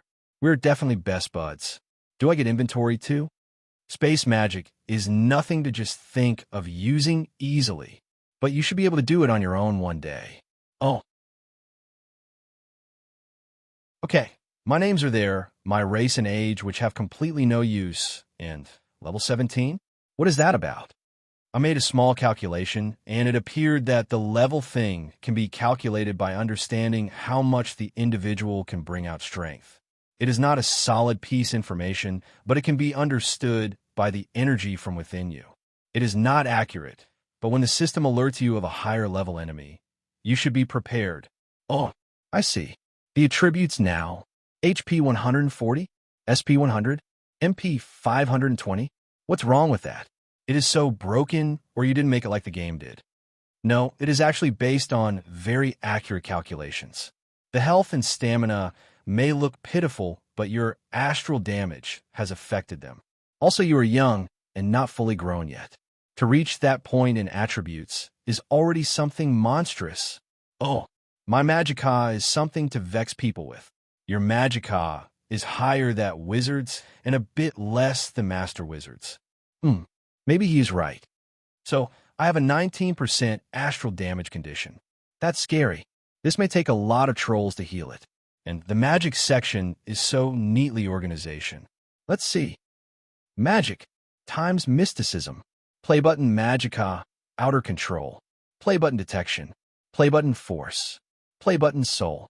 Play button necromancy. Play button divination. Play button inner magicka control. Plus alterations. Plus conjunction. Plus destruction. Plus illusion. Plus restoration. Times powers. Racial. War cry. Buff allies, scare foes. Son of Skyrim. Resist frost. Standing stone. Shadow stone. Hide in shadows. Sneak buff. Blur. Combat speed buff. Blood lineage. Firemain. Resi's fire offline. Offline. Plus Thursdayum. This feels like some sort of phone application. Animated menu effects and all. But what's with that? Augur. In the blood lineage submenu of the powers menu, there are some things that looks weird. What is with that offline and... In rare occasions, people are born with a blood lineage, and sometimes it needs a special condition to get activated. I could detect it within you, but it is unknown, so it was recorded like this. Oh, I would love to share something with those crazy Firemain folk, But if it activates something like the Manjiku Sharingan, then I am giving up. I didn't sign up for a tragedy novel. But Why's the Resist Fire is offline too. It gives you a high resistance to fire, but it is not completely activated too. Once it gets activated, it will be a fearsome ability. Oh, Hidden lineage ability, fire-related lineage, family shares a hair color. This is going very much Uchiha Count scenario. Well, I guess that's all there is to it, huh? I said and closed all these windows, even though your moral compass is not working right, but I guess you helped me there. I am grateful for your help. I turned around and was about to leave, but before you enter the midden, you punched a boy who was guarding the entrance. He is looking for you with his friends all over the place now. Oh, I'll just walk through them. Literally, if they cause me headache. What are they doing in the midden anyway? Most students come for experimenting, the kind that the college doesn't allow. Oh, everyone knows that, but why are they so secretive to even position an official guard on the door? Their experiments are breaking many rules. In particular, they are experimenting on WTF. Seriously, WTF. These sick bastards. I am going after them one after the other. I will haunt their ghosts if they died on my hands. No, I will not kill them, but they will beg for it. I am pissed to the extreme right now. The augur told me something that made me nearly caw out blood. These sick bastards are so fucking done for. So done for that the done-forness itself is not a way for them to escape what I will do to them. I ran out of the augur's room after he told me what was going on. To think these bastards dare, right here and under my nose. This would be so freaking crazy. I remember something like that happened once in the Ratway. I went berserk on two guys who did a similar act and almost unmanned them. This is one of the reasons I was called Catatosker. Even Big Sis Vex, who scares the hell out of me, couldn't stop me when I lost it. They were just some of Mercer's boys, so no one actually gave a shit afterwards. Now, I conjured 8 bone men. This is all I can muster right now. Aura of Madness was casted as a cloak spell. Now let's find these bastards. I evoked scan and looked everywhere I can. System, put the MP and map on view. Keep them mini. Mark any hostile as a red dot. Mark the packages as a blue dot. MP 417/520. Asterisk map asterisk. This system, which is the astral extension of the augur, is pretty simple. It can function as a simple computer system. The augur himself took a liking on the electronic era and is studying it thoroughly by now. I hope that he just remain blue and not turn red, call himself Skynet. Speaking of Skynet, I am on a terminating quest now. And I almost forgot, I am angry. Hostiles detected. Get him. I commanded my undead. He's over here. Get him. Don't let him run. Well, what is the undead? Too many. Run. No. Shoot them in the thighs. On my command, the undead started shooting arrows in the darkness they could see, but those filthy criminals were falling like flies before they even know it. It was hectic, but one thing calmed me down. Packages located. Finally, I found them. POV. Scared. Dark. Alone. Friends crying. Bad people. What dat? Noise. People. People come again. Many noise. Big noise. People. People coming. No. Run. Run. Scary people. Go away. People fight people. Food fight. Me not food. People crazy. People be crazy eat me. No. Scary. Bad people no fight more. Bad. Too bad. One coming. Human. Go away. Me strong. Bite you. Poor things. What do they want to do to you? The monsters. Humans speak. Humans rattle. Why humans speak? Here, come here. I can't take you out here, or you will run everywhere. I'll take you in the cage. Don't worry. You will be out soon. Humans speak again. Hear that? You hear that? No, you don't. You hear human talk? No, too. Why I only hear human speak. I hear human talk. Human cat talk. Human weird.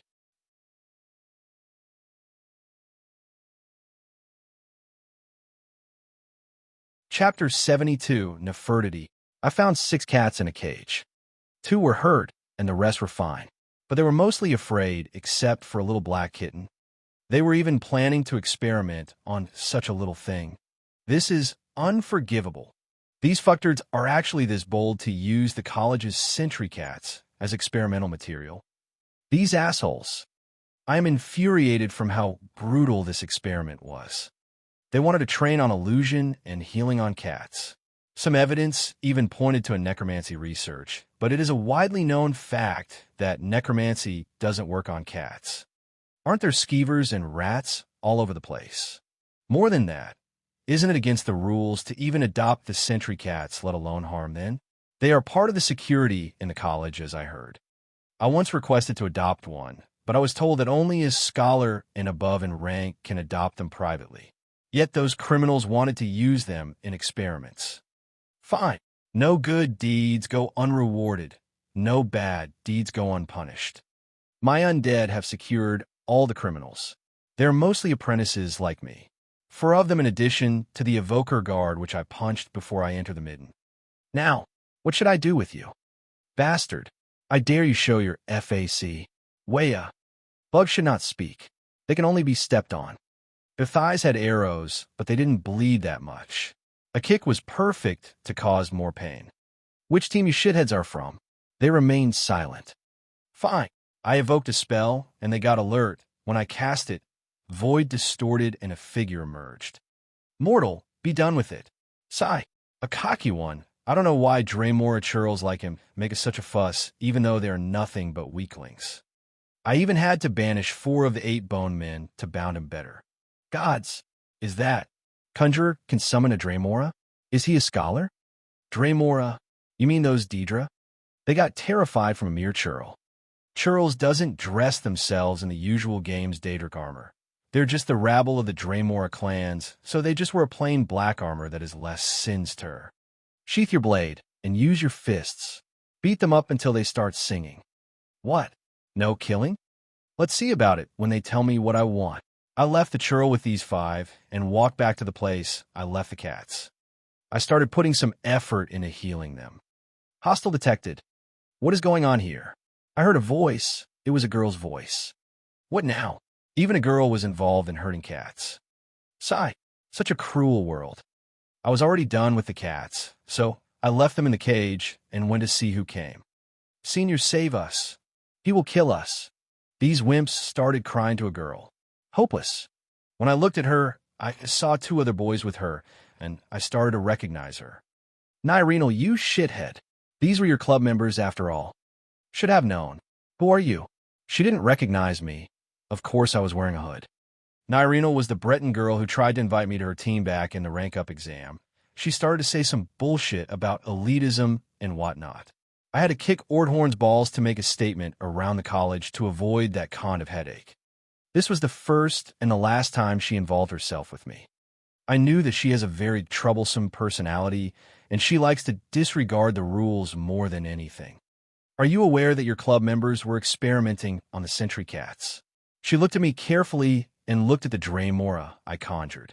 She was trying to come up with the best plan for battle. And what's it to you? She replied with a stare. Nothing, I just like cats. Look, you seem like a good guy, but don't overestimate yourself. JST, because you can conjure a Draymora churl and found few skeletons around, doesn't mean you can do anything. You are alone, and there is little you can do against the 3 of us. Why don't you just leave, and we will pretend this never happened? Seriously now? Acting like this with me? Fine, I'll play along. Okay, I'll take the cats and leave. I said that, then turned around, exposing my back to her. And just like the idiot she is, she tried to take the chance and attack me. Just when she cast ice spikes at me, I was already covering my back with a reflect ward. When the spell landed, it got reflected back at her, but she avoided it nimbly. Cute. Is that what a so-called elitist student can do?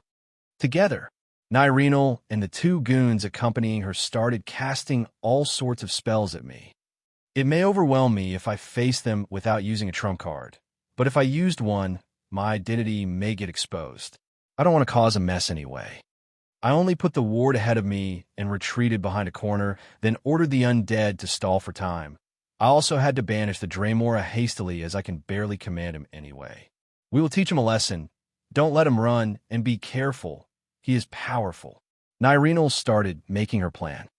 Oh, I'm being put in high regards. I don't think I can just play around anymore, can I? Of course, going all out here will result in disaster. If I use my new spell, Thunder Cookie, I will cause a big destruction. It's an expert level spell and my strongest spell after all.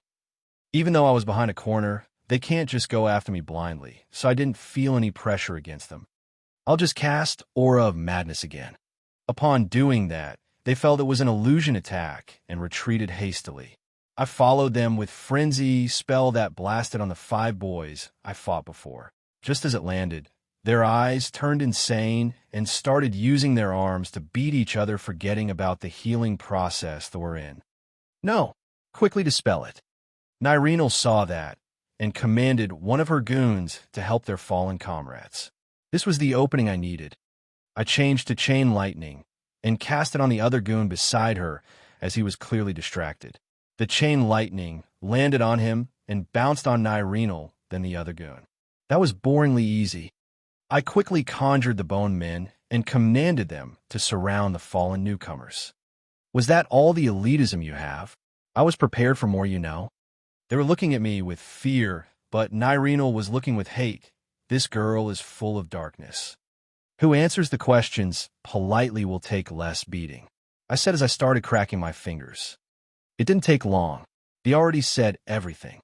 Nyrenal, however, didn't utter a single word and kept looking at me as if I am the murderer of her kin or something. Her darkness is something to behold. After finishing up with them, I went back to the cats and carried the cage, leaving those lowly faults of creation behind. A few minutes later, I arrived above ground. It felt as if I was coming from a grave.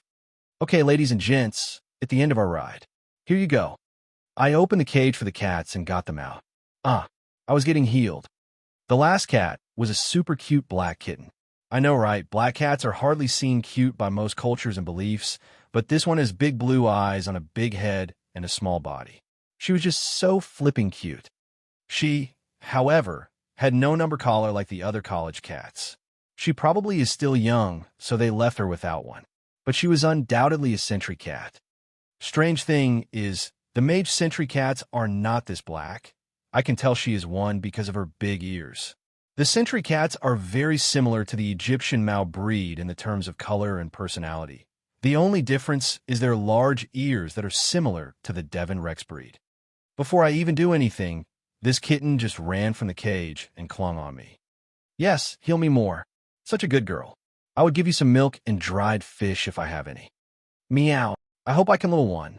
It's just that the college will bust my ass if I openly broke the rules. Meow. You're humming? If it is like that, then we will fight them together. Don't worry. Your humming won't let them harm you ever again. Meow. You are welcome, This cat said some nice words of encouragement to me. Even if it is Alduin World Eater, I'll kick his spiky ass no problem right now. Anyway, I'm still not done. I have to go and file a request for adopting to this kitten and report what happened in the midden. It will be a bit of a mess, but I will solve it no matter what. Me and the kitten agreed on this. Now that I think about it, did this cat just talk to me? She said I am her human after all. I guess it makes sense. Still, I feel that I missed something somewhere or somehow. Something just felt like it was strange. I'll just go report the incident of today. I went to the place where they house the cats and take care of them. It is a small office near the Hall of Countenance.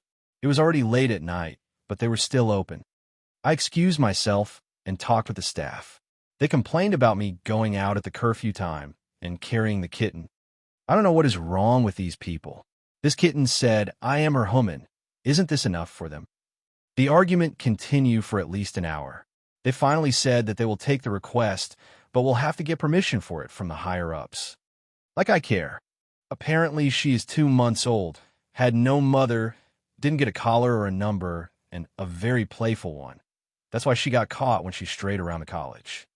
Anyway, after I reported the incident down in the midden, the atmosphere turned serious, and they made me sign on the report too. I reported the numbers of the cats I found. Their numbers were written on their collars, so it was easy to remember them. It seemed there had been some similar incidents. Well, I'll just take the kitten and go now. I want to clean this little one and feed her. Joel's reaction was priceless. She kept looking at the kitten as if she found her archenemy. When I went into my room, I kept looking for some stuff for the kitten. I found some dried fish and water, a pot to wash her and all. She was just adorable. I know how moody cats can be, but this little one is just too good. I started thinking about a good name for her. So, what do you think? Cleopatra, is it good? Meow. No. Okay, Isis, Nebbit. Meow. Pretty one. You're so picky. Hebony? Empty? Still no. She doesn't like pharaonic names. Fine. How about Nefertiti? And we'll call you TT for short? Meow. Well, that's it then. She agreed to it. Couldn't help but pat her few times. TT is so easy to converse with, unlike some humans and most elves. Were you talking with it just now? Jeliner asked. TT is a she, and yes, it is easy. Try it. I don't think I can. Why? This is really easy. But she was just meowing. No, she was talking. How can a cat talk? Meow. See, like that. That was meowing.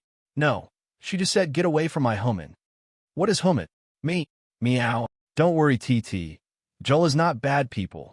Meow. Fine, just keep eating. Joel's you okay? I'm not sure. My head can't just go around that. Let's sleep anyway. Give me a second. Next morning, I took TT to Nurina. Apparently, it seemed that TT ignores the rest of the people and talks only to me. I don't know why Nurina was giving me that look. Anyway, I assured her about my meeting with the augur and told her the part she can believe anyway.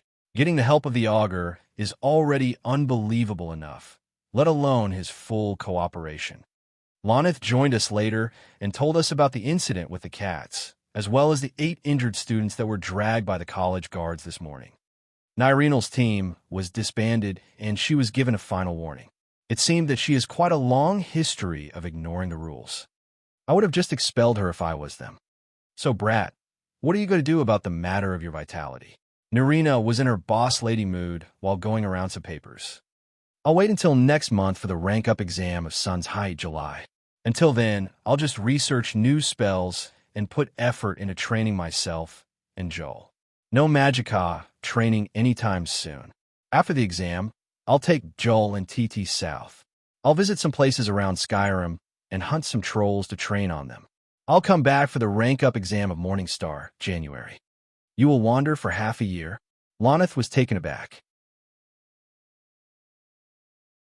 Shouldn't evokers go around the land and take inspiration for their research from the outside world? It was a common practice for evokers. That's why it is also called journeyman rank. Yes, but the outside world is dangerous and you don't really need inspiration. Your ideas are already good enough for you to rank up as a scholar. Lonith was still arguing. It's okay, he can go.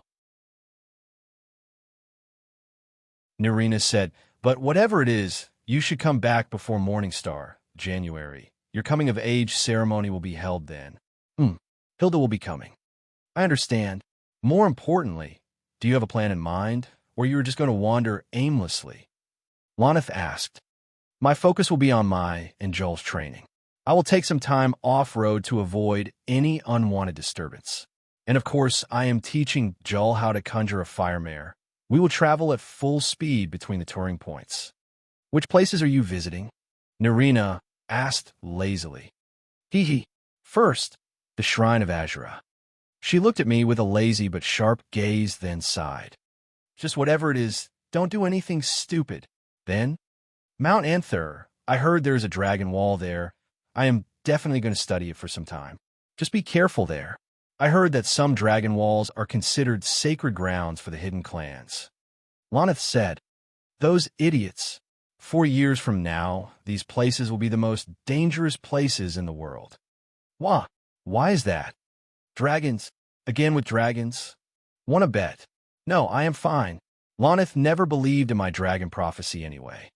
Next, I want to go to the Nightgate village. There are some Nordic ruins that I really want to visit over there. Nordic ruin? Just train on sun magic properly from now, then. Got it. My next destination will be Windhelm. I'll check the city out, then hit the road to Whiterun. Why not just go to Whiterun from the Nightgate village?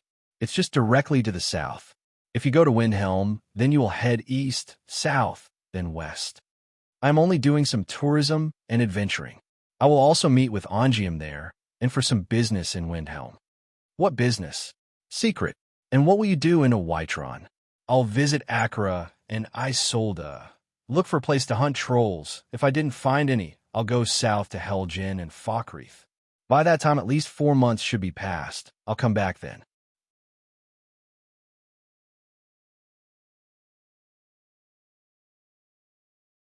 Chapter 73, The Opening Day.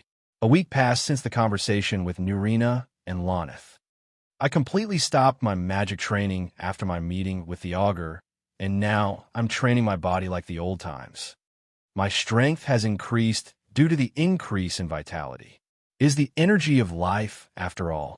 The more one have, the more stronger he gets, and it also vary in quality. My training became more extreme. I enchanted some objects to make them heavier and also ran around the circular roof of the college. I did go to town lately from time to time and checked on everything. It all was going smoothly. The whistling mine business is getting better, and they started to build some lodging outside the mine for the miners. The master huntsman was also working smoothly. His group survived an attack by a bear thanks to a scroll I gave him for situations like these. The lumber business, however, was not smooth at all. Those who wanted a lumber started leaving the town to the south of the hold. So I made business contacts with them, and they will provide us when we need. I also sent Ongium to Solitude. He was to buy a lot of furniture for the bathhouse and my manor too. I had my eye on few places in Solitude, so it will go smoothly for him. The ship will also go to Dawnstar to buy boats and fishing tolls. The fishermen in Winterhold lacked all sort of the important stuff, so I extended a hand for them. The general trader, on the other hand, started running a while ago. Berno was buying from me and selling to the town folk in the reasonable prices they could afford. This may have caused some decline to the inn's business, but no one can complain about that. All these good events added to the town's liveliness and to my popularity. Adding the bathhouse, which will flood the town with money, I think I did a good job. Trudvar kept recruiting more boys from the town. I was putting together some groups to guard the businesses I own and the ones I'm investing in. The best way to cover this force is by enlisting them as my sailors, as I nearly have 43 of them. I never knew this, but buying weapons for that number of guard attracted a very unwelcome attention. The Imperial Legion's fleet that was stationed in the northern waters sent few people to question about the weapons once they heard about. Apparently, they heard the news in Dawnstar, or someone ratted my business here. With few nice words of me doing business and establishing a small trading company, they left me alone, leaving behind some words of warning. This made me change some of my plans. Now, I need my own blacksmithing workshop. My best choice is the townsfolk. There are 2 old blacksmiths that had some problems with work and needed money. Guess who showed up? I convinced them to work together and take few students. They needed a tanner and some other craftsmen, so I started doing my best to answer their needs. I also convinced them to work in a big workshop that I will construct for them when I have the chance. I actually own the land necessary, or I own 1/4 of the town's land, but all the masons were busy. Also, they will take a rest after the work of my bathhouse and my manor, so it will take some time. Speaking of my manor and the bathhouse, they're almost done. My manor still lacked most of the necessary pieces of furniture, but the bathhouse was already good to go. More importantly, the opening day is tomorrow. It felt like a boulder that was finally cracked after the long work. This was the reaction of the college's people.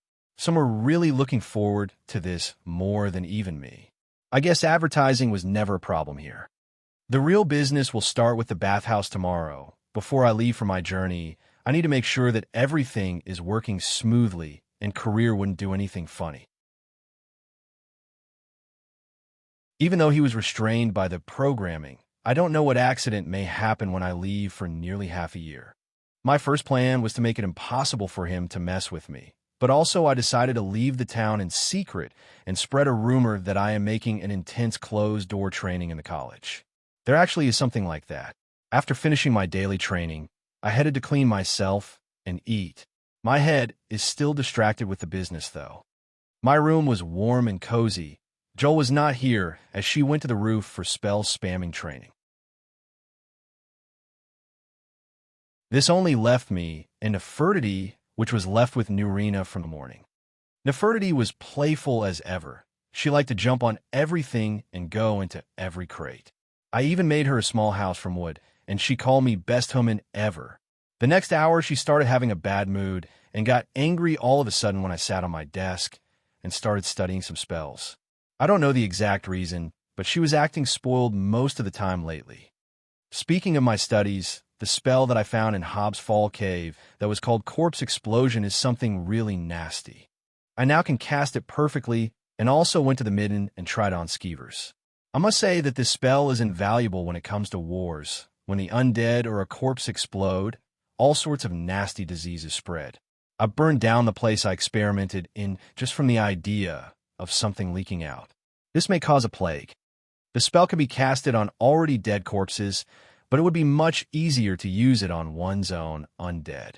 It ravages the fake soul of the undead, so it causes it to explode. To use it on corpses actually needs more energy. Imagine if one rallied his undead into the enemy lines, then used that spell. Both physical, biological, and psychological damage would be great.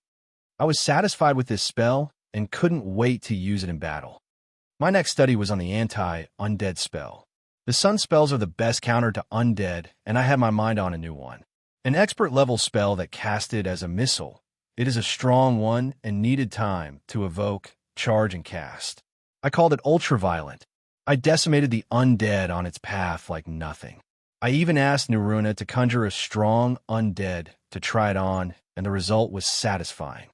After that, I learned a spell Nurina gave me. It was the bind spell, an alteration spell that can trap foes and bind them with aspects of speed and weight.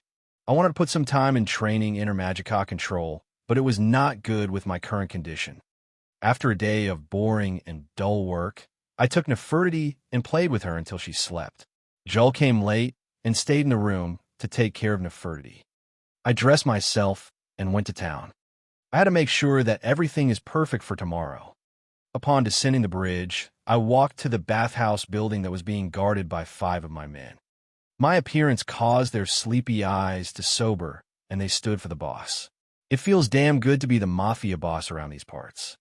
I went into the bathhouse, and the place was quiet. The building is divided into 3 areas. The main building, which had a courtyard and few rooms around it. The design was made to allow water to flow around the rooms. Under the courtyard was the basement that had most of the magic machines for pumping, desalination, and filtering the water. The other sides of the building were the south wing, which served as home for the girls, and the north wing, which was the management and the services. Also, the manager's office was there. I walked into the building and looked around. I didn't sense any presence here. When I used scan, I found them all in the south wing. I walked there nonchalantly and knocked on the door. A few seconds later, Elishka opened the door while peeking outside. "What's up?" "Oh, it's you, boss. What are you doing here?" "Came to check. Something wrong?" She barely opened the door, and all I could see was her face. "Just give me a second," she said, and closed the door, then opened it a minute later. "Come in, boss, but keep quiet." I didn't know what was going on, so I walked inside lightly. The place was warm in here. Looking at Elishka, she was barely dressed. Her curves were visible under the light clothes she was in, and it barely covered anything, too. "I'm seeing something nice here." I couldn't hold back my grin. "Sorry, boss. We didn't know you were coming, and I was in the middle of training the girls before tomorrow." "Training, huh? Getting ready for the big day?" "Yes, boss." I smiled slyly. "Can I peek?" Elishka giggled and said, "You're the boss, so you can just take a look around." "I don't think the girls are that comfortable around me yet," I said, "and it is much fun to peek." "Yes, I may be me, but I learned peeking at a very young age." "Who taught me?" "Well, it was Delvin and Brynjolf." The main target was normally Vex, who always found us. I wasn't taken to be taught anyway. I was just the scapegoat who get caught while they run. Well, that was the case until I tied Brynjolf once and left him under the mercy of both Vex and Tanilia.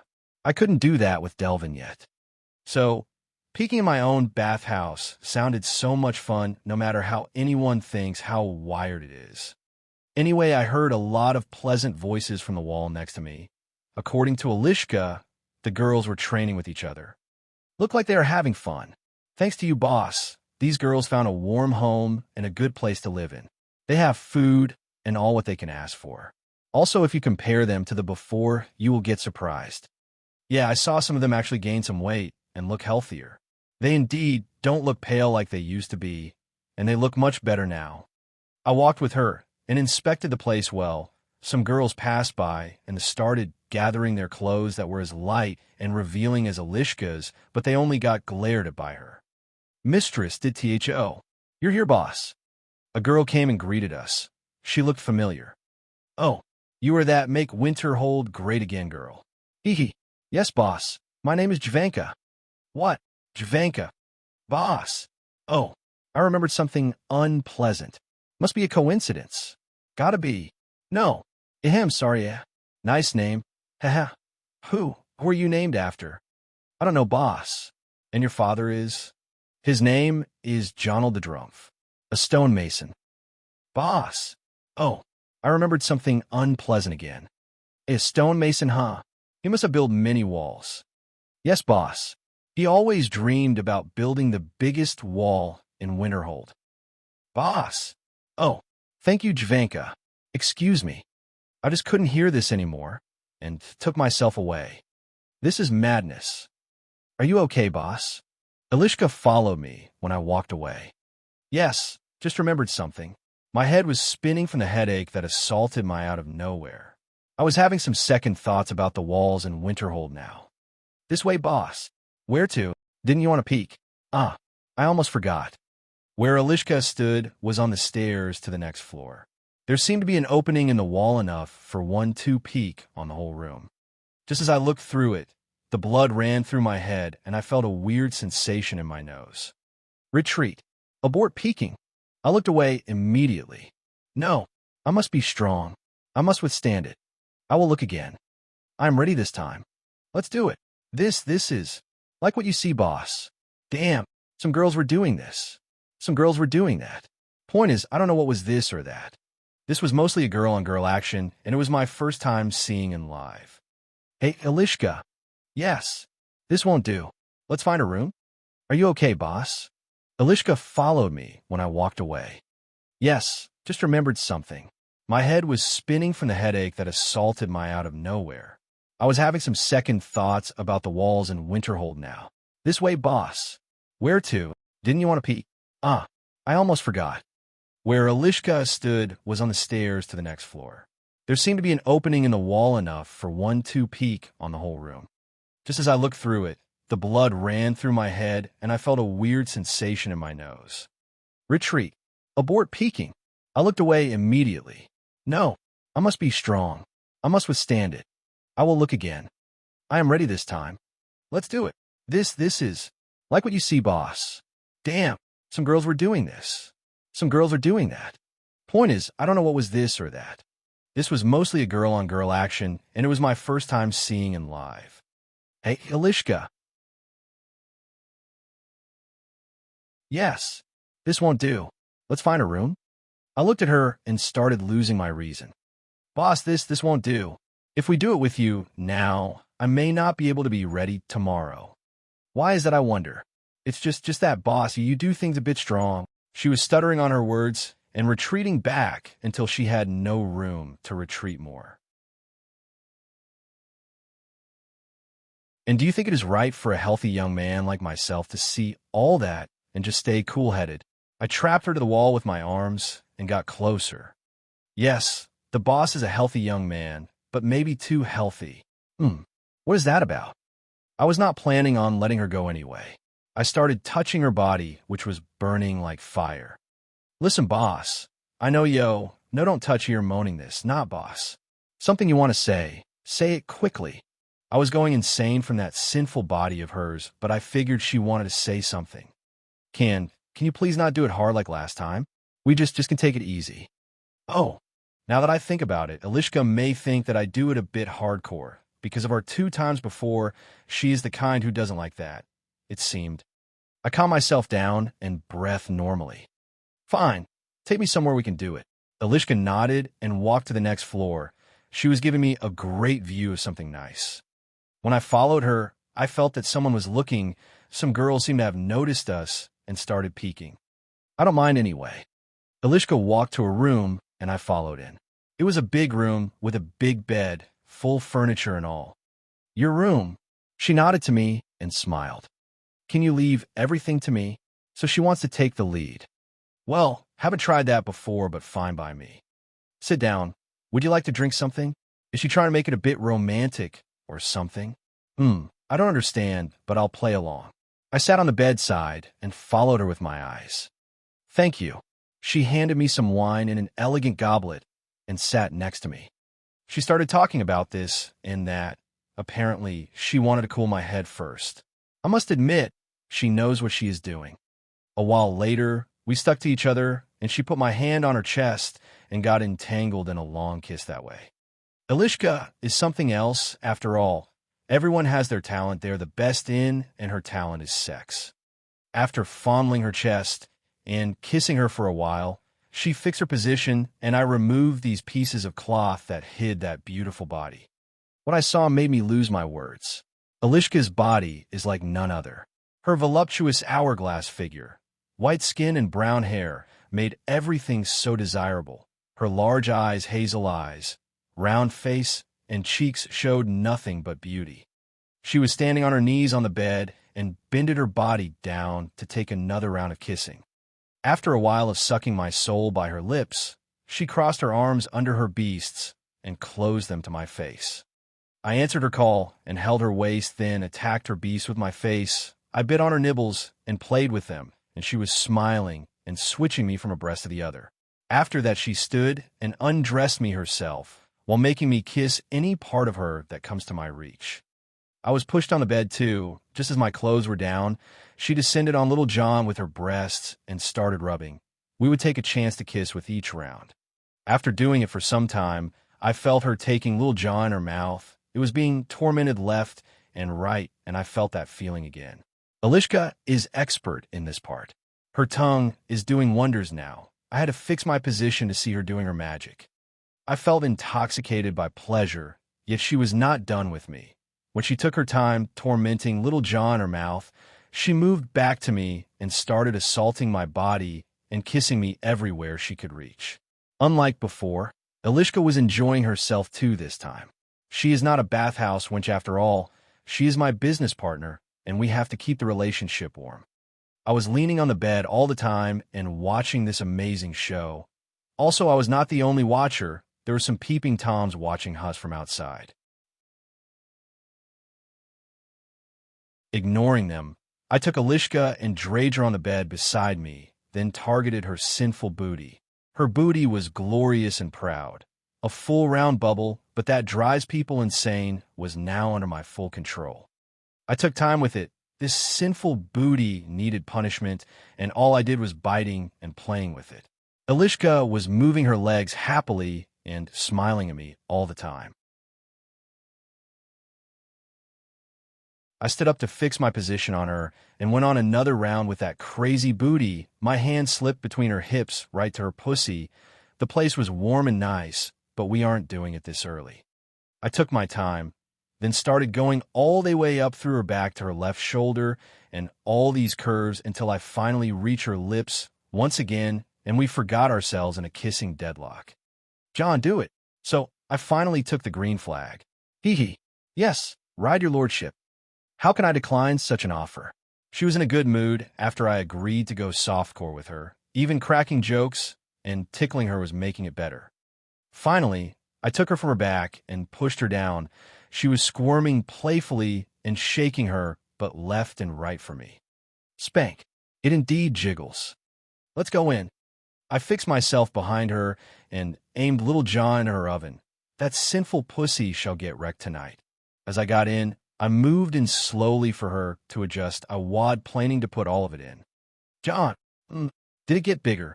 You like it? Just don't go crazy like last time. Got it. As we were talking, I was already on top of her and leaned on her flawless back to kiss every inch of its beauty. She twisted herself to face me, and we kissed as I started thrusting in. She was also in the mood, and move her hips make it faster. We continued like this for some time before we decided to change position. I took some rest and lied on my back. System, show me stamina.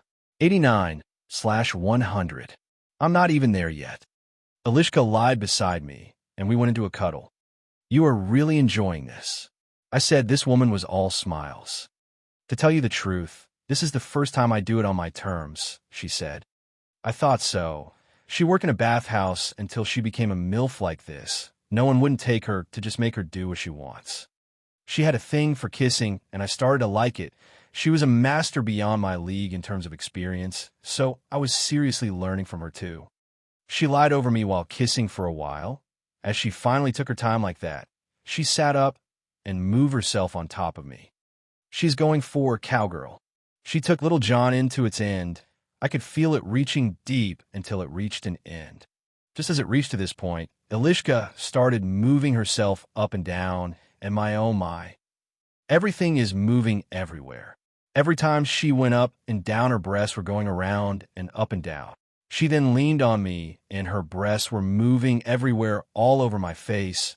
I grabbed them and took at one with my mouth. She was moaning while moving herself, and the stage got heated once again. This was it.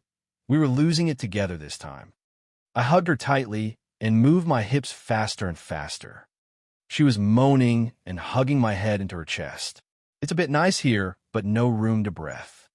Feeling we had to do it faster, I moved my body with her on top of me, then twisted myself and became on top of her. She locked her legs around my waist, and I moved my hips like mad. She was moaning louder and pulling her hair with a hand while hugging on my head with the other. It's coming. Don't stop. This was no good, but things went out of hand already. I was about to come, and there was no way from this. She also came with me, and our bodies were still clinging on each other. I wasn't out of the woods yet. She was pleasuring herself with all she got and kept kissing me again and again. My senses came to me, so I checked my stamina again. SP 64/103. I still can go 2 more times. I don't think I have any power left. I guess Xena took most of the burden from her last time. Anyway, I need to wash some.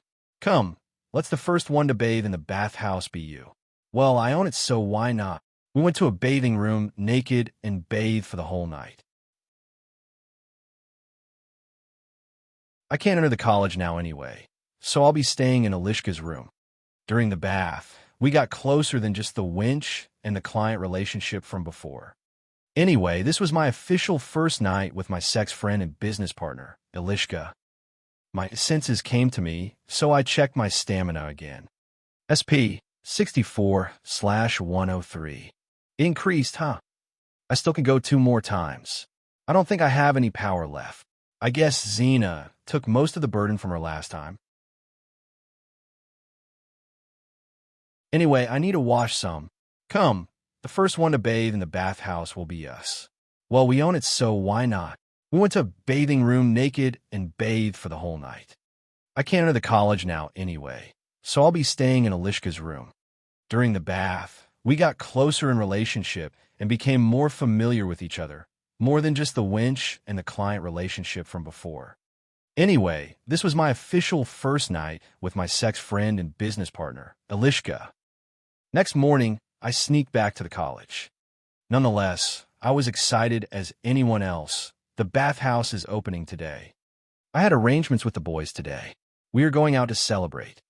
Rusning, who is busy in his research lately, as well as Holman and Svidal. I also brought Morbagog and Marin, who worked with me in most on this bathhouse. We met at the afternoon, and I took them to spend money in the bathhouse.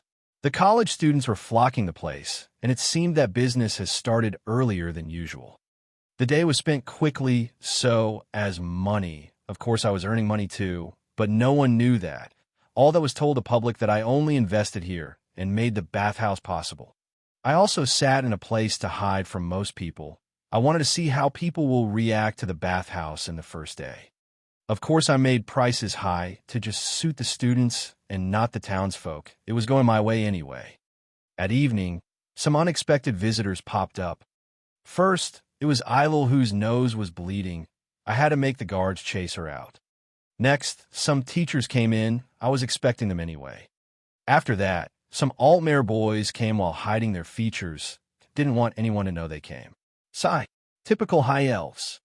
The most expected one was teacher Talfdir. The old bones was healthy as ever when he came. He was hiding his features too, but I found out. This was better than I thought. With this much customers, I don't think I will have to worry about the town's economy anyway. This is a true game changer. I left the place to Alishka and the girls with some words of encouragement and went back to the college. I had an exam in less than a month, and I have to be prepared. Bonus. Black small square, bad human. Human. Nefertiti. What do you want, cutie? John. You abandoned me, Naya. Bad human, Naya. Nefertiti. What's with her, Joel? John. She is in a bad mood since yesterday. Joel. Yes, Naya. I smell another one on you, Naya. Nefertiti. Another what now? Joel. Joel. When did you start to understand Nefertiti? No, wait. Wait. John.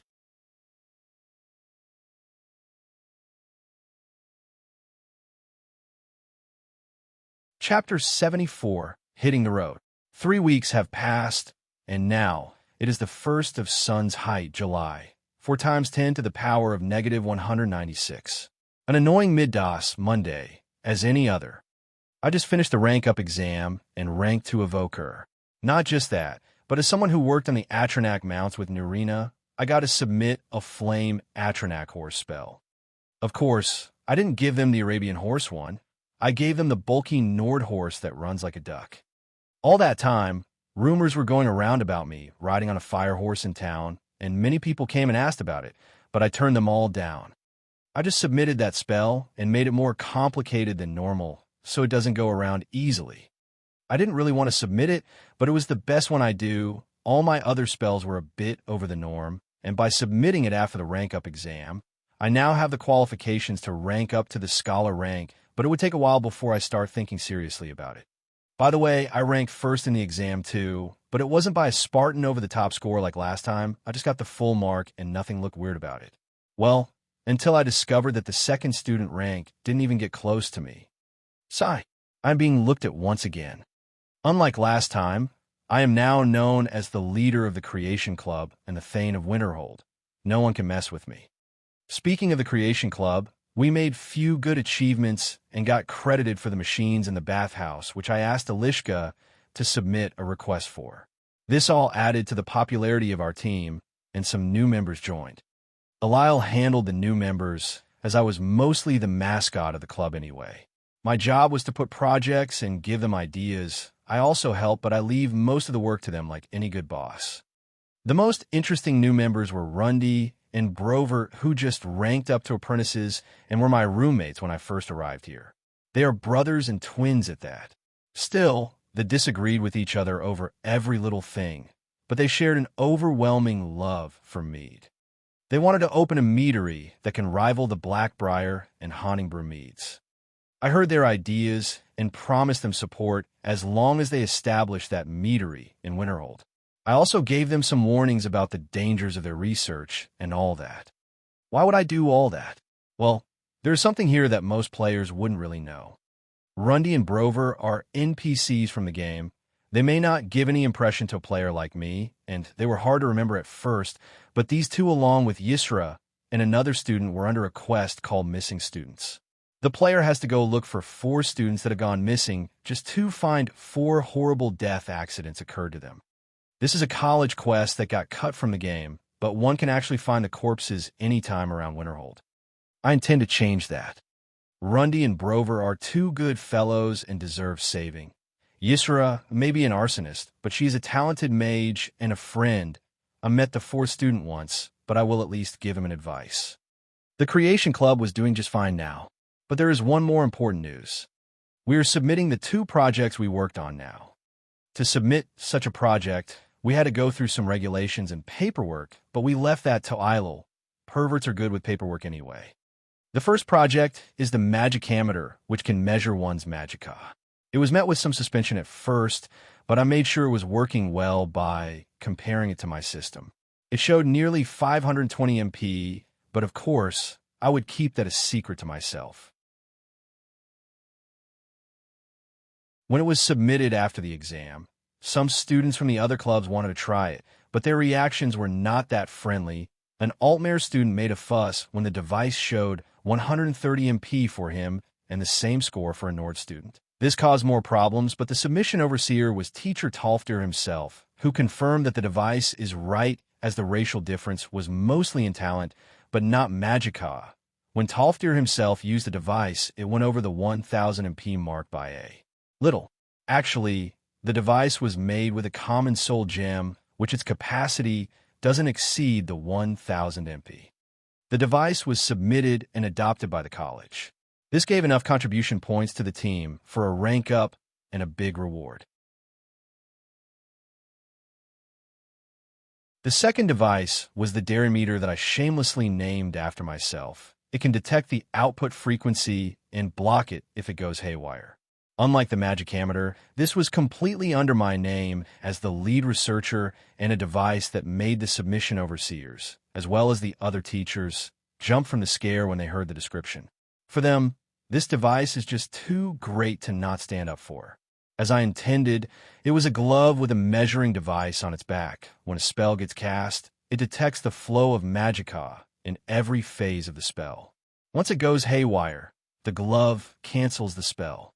The value of this device in their eyes was high, so I prepared few of it and gifted them to the overseers immediately. It is not that expensive. This alone secured me enough contributions to advance for the wizard rank. I still lack some other qualifications, but I will take my time anyway. Of course, we celebrated and all. The reward of the college were always generous, and I was congratulated by Savos Aran himself. After this point, I had no more work or researches I want to do at the college. Also, I was packing my things for the journey. Before I leave, I had to check the town. It has been a week since I moved to my new manor. I called it Seamist Manor. Most beautiful and artistic buildings have its unique names like Lakeview or Honeyside, so I called this way. The place was great. The furniture was good, and everything looked as I imagined. I finally had my own kitchen where I could try making the food I wanted to make long ago. I want to make noodles, shawarma, kushari, pizza, and all these good stuff, but my experience in cooking is not something to be proud of, so I will learn bit by bit. My room was the most amazing place in the world in my eyes right now. Jelinar wanted to make the attic her own room, so I gave it to her anyway. Nefertiti also loved the place and ran around everywhere. In the basement, there was a door made of Dwemer metal that has 3 keyholes and looks sturdy as hell. This was the combined work of me, Morbagog, and Marin. Of course, the 3 keyholes were just a distraction. The original keyhole was behind a brick in the wall, and it needed a special key to open. This door leads to the vault, a safe room reinforced by metal and contained most of my money and important research papers. It is also made to keep the artifacts that I will obtain in the future. Other than that, I try to think of planting some winter herbs around the manor, but we'll leave that for later. Other than the house, the bathhouse was working just fine and it made some good income. The town started to feel the circulation of money and things started looking good. I also sneaked to the bathroom a few times to spend the night with Alishka. All in all, life was going well. I went to my room and threw myself on my ridiculously large bed to get enough sleep for tomorrow. Tomorrow became today, and the morning was cold. I returned to the college and went to see Nurina, Lonith, and my friends. Nurina heartlessly gave me another shopping list. I was waiting for something more, but I was told off. Lonith gave me a tome with some ideas and spells she worked on and told me they will prove helpful in the adventure. After that, I left the college and met with Angium. I told him to meet me sometime from now in Windhelm and bring an extra crew with him. I had some business there. Finally, I gave Trudvar some money and a new weapon. I also took my hammer, the Igniare, back.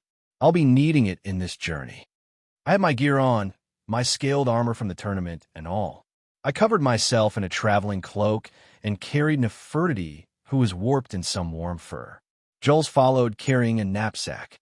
Just like this, We sneaked out of town under the cover of daylight. Don't ask how. As we walked a fair distance away from the town, I conjured 2 fire horses, and Joel conjured one. We put our stuff on one and rode the others. I don't think Joel or Nefertiti can handle a high-speed ride, so we just rode on moderate speed. 6 hours passed, and we reached Whistling Mine.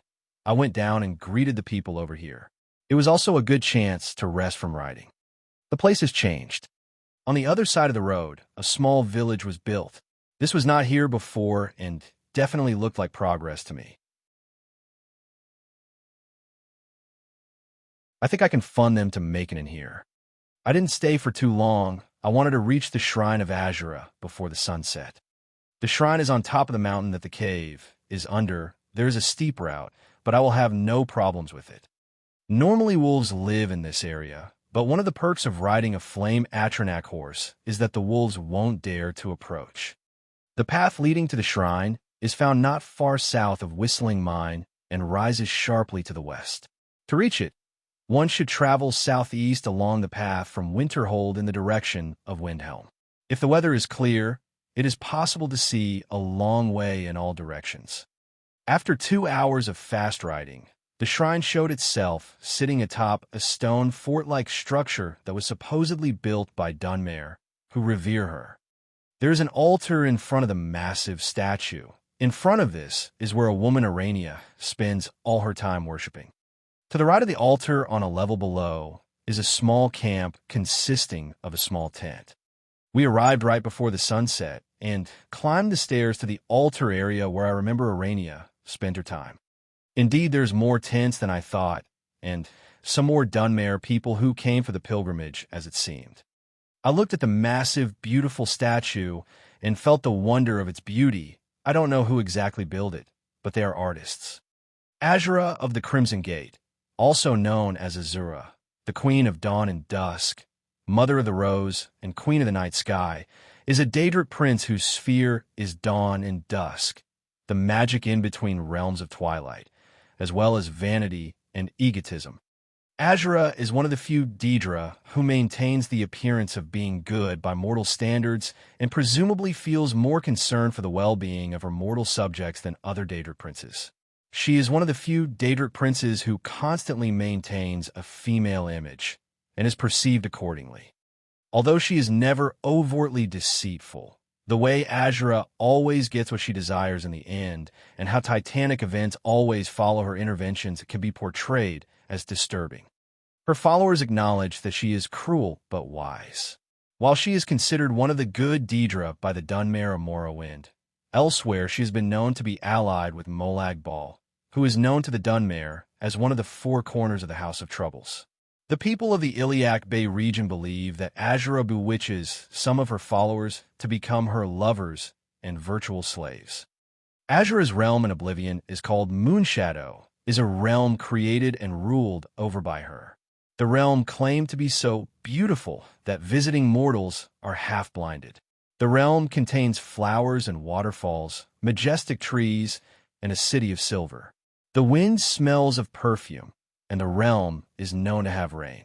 Azura lives in a rose palace and is welcoming to mortal travelers. This is what all I could remember from reading about her. For her to be the first Daedra prince I try to deal with in, I sure am not bad. I was in deep thought that even Nefertiti in my hand didn't move and kept quiet. Azura, huh? A voice came from the side that made me jump away. The one who spoke was a Dunmer woman in the robes of monks. She was covered in fur because of the cold weather and looked a bit bothered. Ahem. Azura has seen your coming, traveler. It was not curiosity, but fate that has led you here, she said. I looked at the woman who seemed to be Arania, the priestess of Azura. I looked at the statue and smiled. Well, even curiosity is a fate. But I guess Lady Azura can see me coming from miles away. I mean, we can see her statue from Winterhold to the sky is clear. No, Azura has given me the gift of foresight. I had a vision of you walking up the steps to this altar long before you were born. You have been chosen to be her champion. I know it is unexpected, but do not worry. It will all unfold as she has predicted. And you must go to a fortress, endangered by water, yet untouched by it. Inside, you will find an elven mage who can turn the brightest star as black as night. She said, "It is cryptic, I know, but Azura's signs are never wrong. I believe the fortress may refer to Winterhold. Ask if they know this elven enchanter. I guess I know who I'm looking for. But can I camp here for the night? You are welcome here. Thank you." May the twilight guide you. I left the woman and told Joel to bring our camping gear. This will be a cold night. Bonus. Black small square on the mountain of Azura's shrine. Homan, what is that, Naya? This is our kingdom, Nefertiti. Our kingdom, Naya. Yes, anything under the sun is our kingdom. The tent is getting cold, you idiots.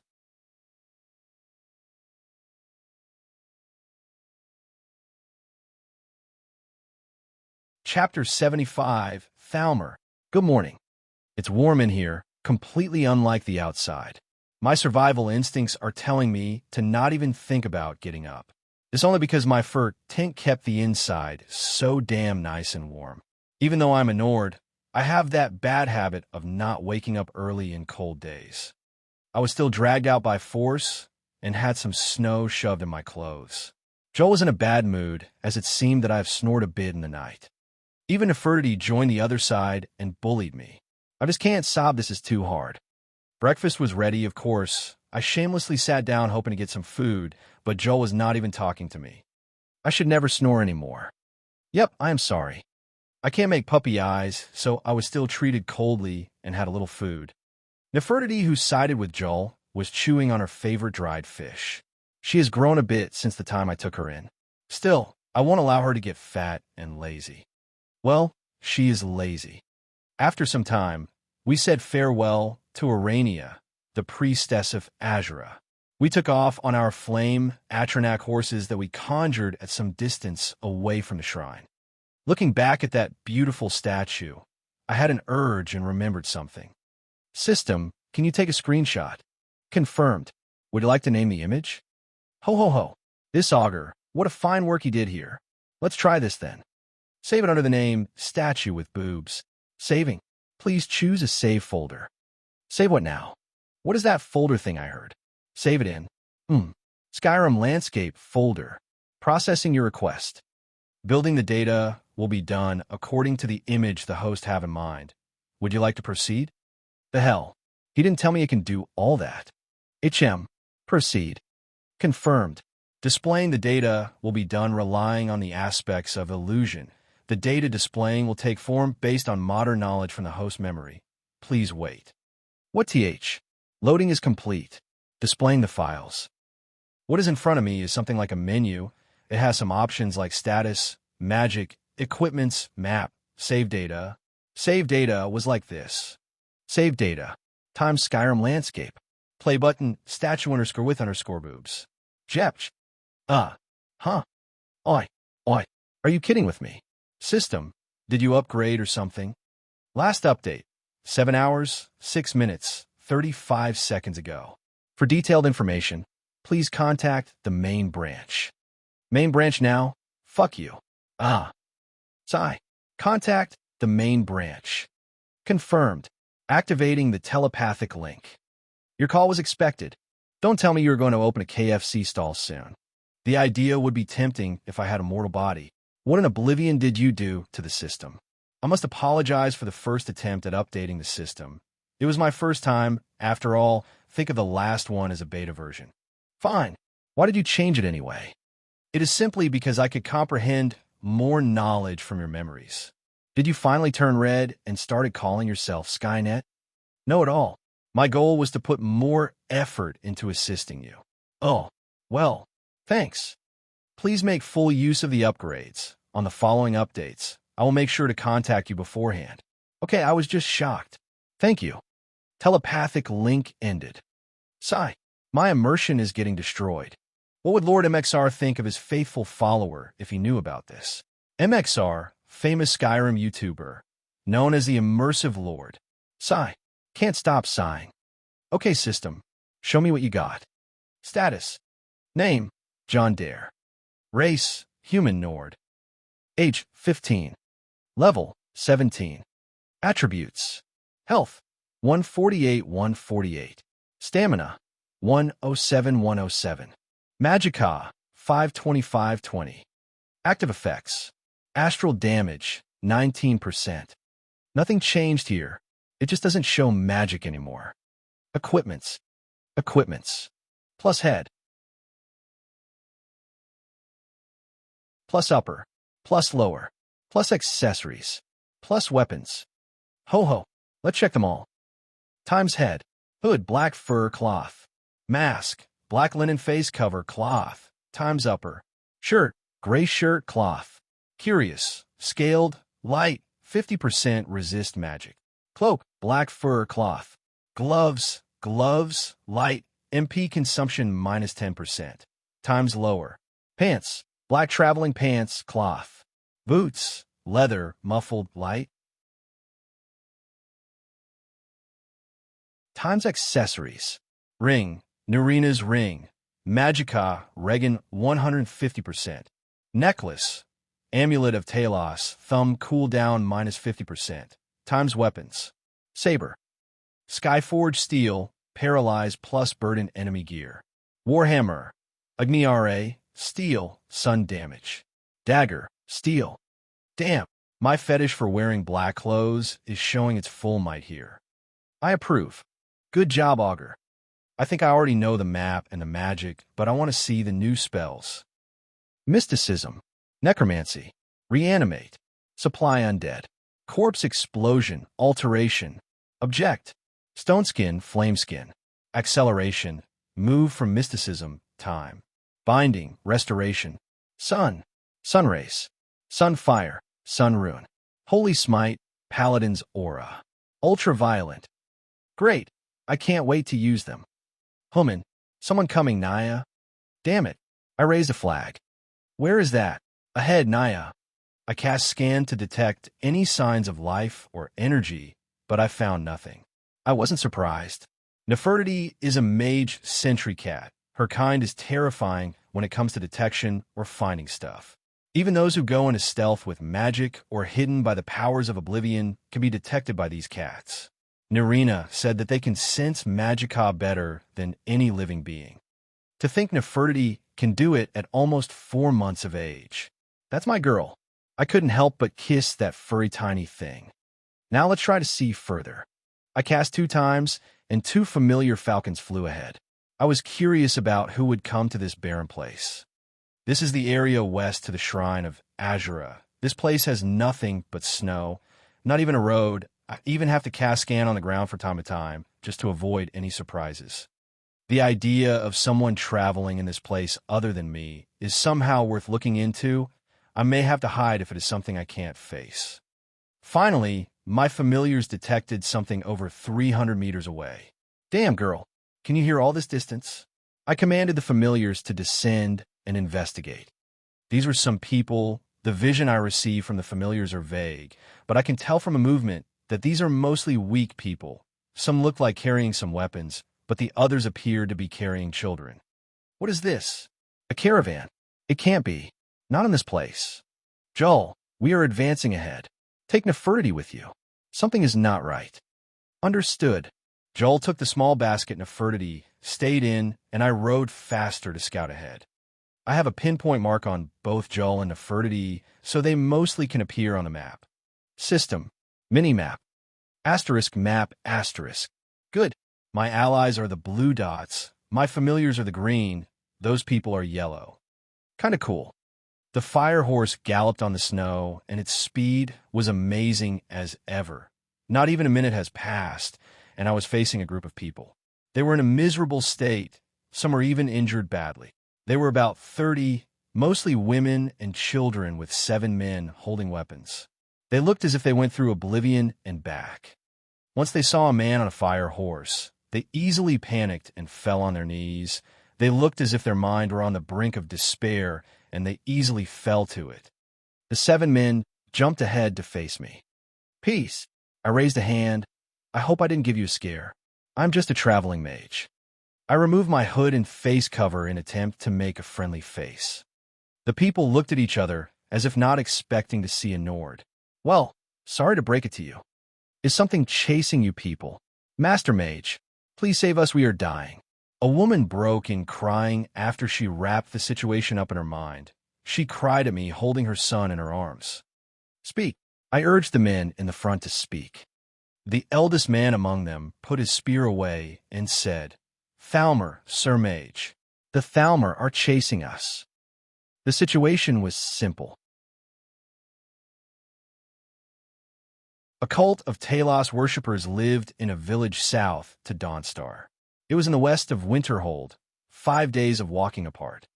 These people appear to be a cult that worshipped Talos in secret and was discovered by the Thalmor. The Thalmor forced the Empire to allow them to hunt the worshippers of Talos in Skyrim after the accident of Markarth, and what Ulfric Stormcloak did when he demanded for the free worship. His action led to another political breakdown between the Empire and the Almorai Dominion, as allowing Ulfric to have the free worship he asked for was a violation to the White Gold Concordat that was signed to end the Great War. Due to this, the Thalmor agents and soldiers started going around Skyrim hunting the secret worshippers like dogs. How hateful! More to that, the Thalmor actually dared and ventured farthest east. One must know that the policies of the Empire are more applied west than east of Skyrim, as in the west was the capital, Solitude, the center of the imperial power. In the east was the ancient city of Windhelm, the stronghold of Ulfric Stormcloak, and the future base of the Stormcloak rebellion against the Empire. This was clear as daylight. The Thalmor are provoking Ulfric. They want him to find out about their crimes against Nords near his doorstep. Else, why would they let those people run all the way from the north of Skyrim to the east where they know it would be safer? These people are just some messengers to put more oil on Ulfric's fire. How sly. I tried to locate the Thalmor, and they were not that far, just half an hour away based on how leisurely they were traveling. Their elven armors and robes gave them away immediately under the vision of my familiars. I couldn't let the familiars go nearer as they will get discovered and alert the Thalmor. Still, their number was almost 32. I can't face them alone. If I'm going to act, I have two objectives. First, the survival of the people. I had nothing to give them. The food I carry is only enough for 2 and a cat. Second, the Thalmor need to be killed. Now, let's act based on what we can do. I gave the people directions towards the shrine of Azura. This is the nearest place of inhabitants anyway. Jelinar finally caught up, and it was the time to lay an ambush. The Thalmor will be here soon, and there is an amulet of Talos on me. I don't think they would let a random human traveler pass alive anyway. These elves are lawless. Joel, hand me the soul gems bag. I said these words, and my heart was quivering in pain. What will you do? Watch and learn. There is nothing called number superiority when it comes to John Dare. Yes, sure. Here, go and get us killed. Sigh. This girl needs to learn some manners. Anyway, let's get this over with. I went to the tracks of the escapees and started to prepare.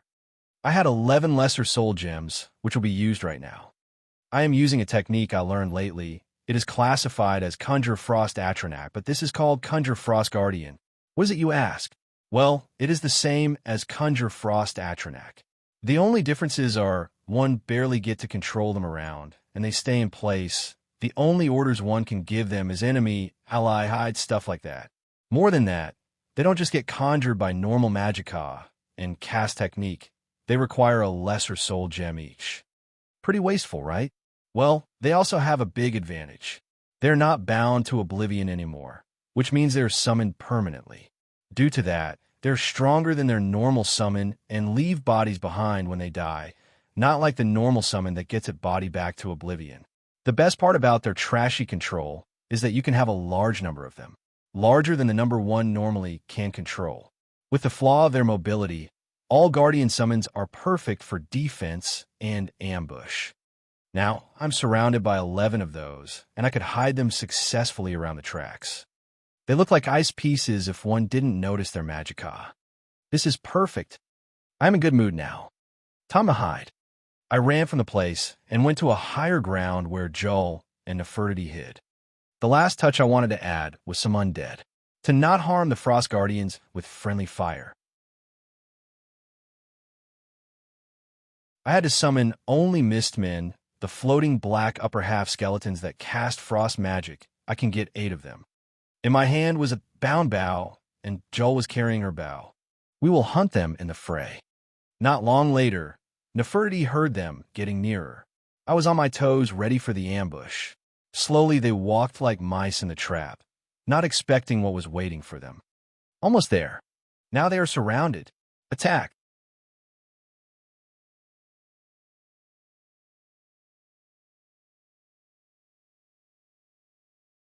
Chapter 76, Red Hair, Red Eyes. There's a vote on Discord.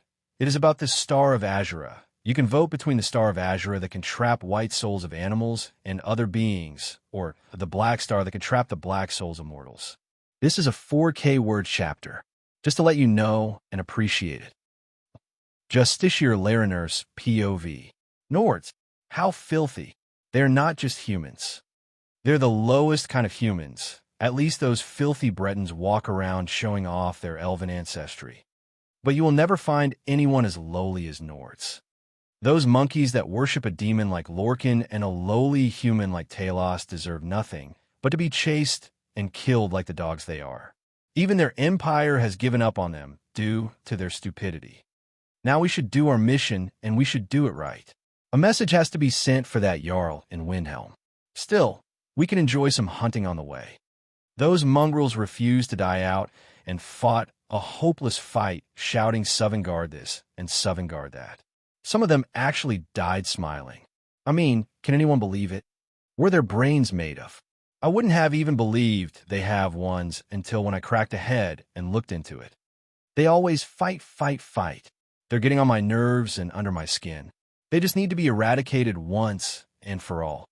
Justiciar Larinur, you are making that face once again. HM. I get it. I apologize, Justiciar Ronril. I just get into a dire mood when I start thinking about those mongrels.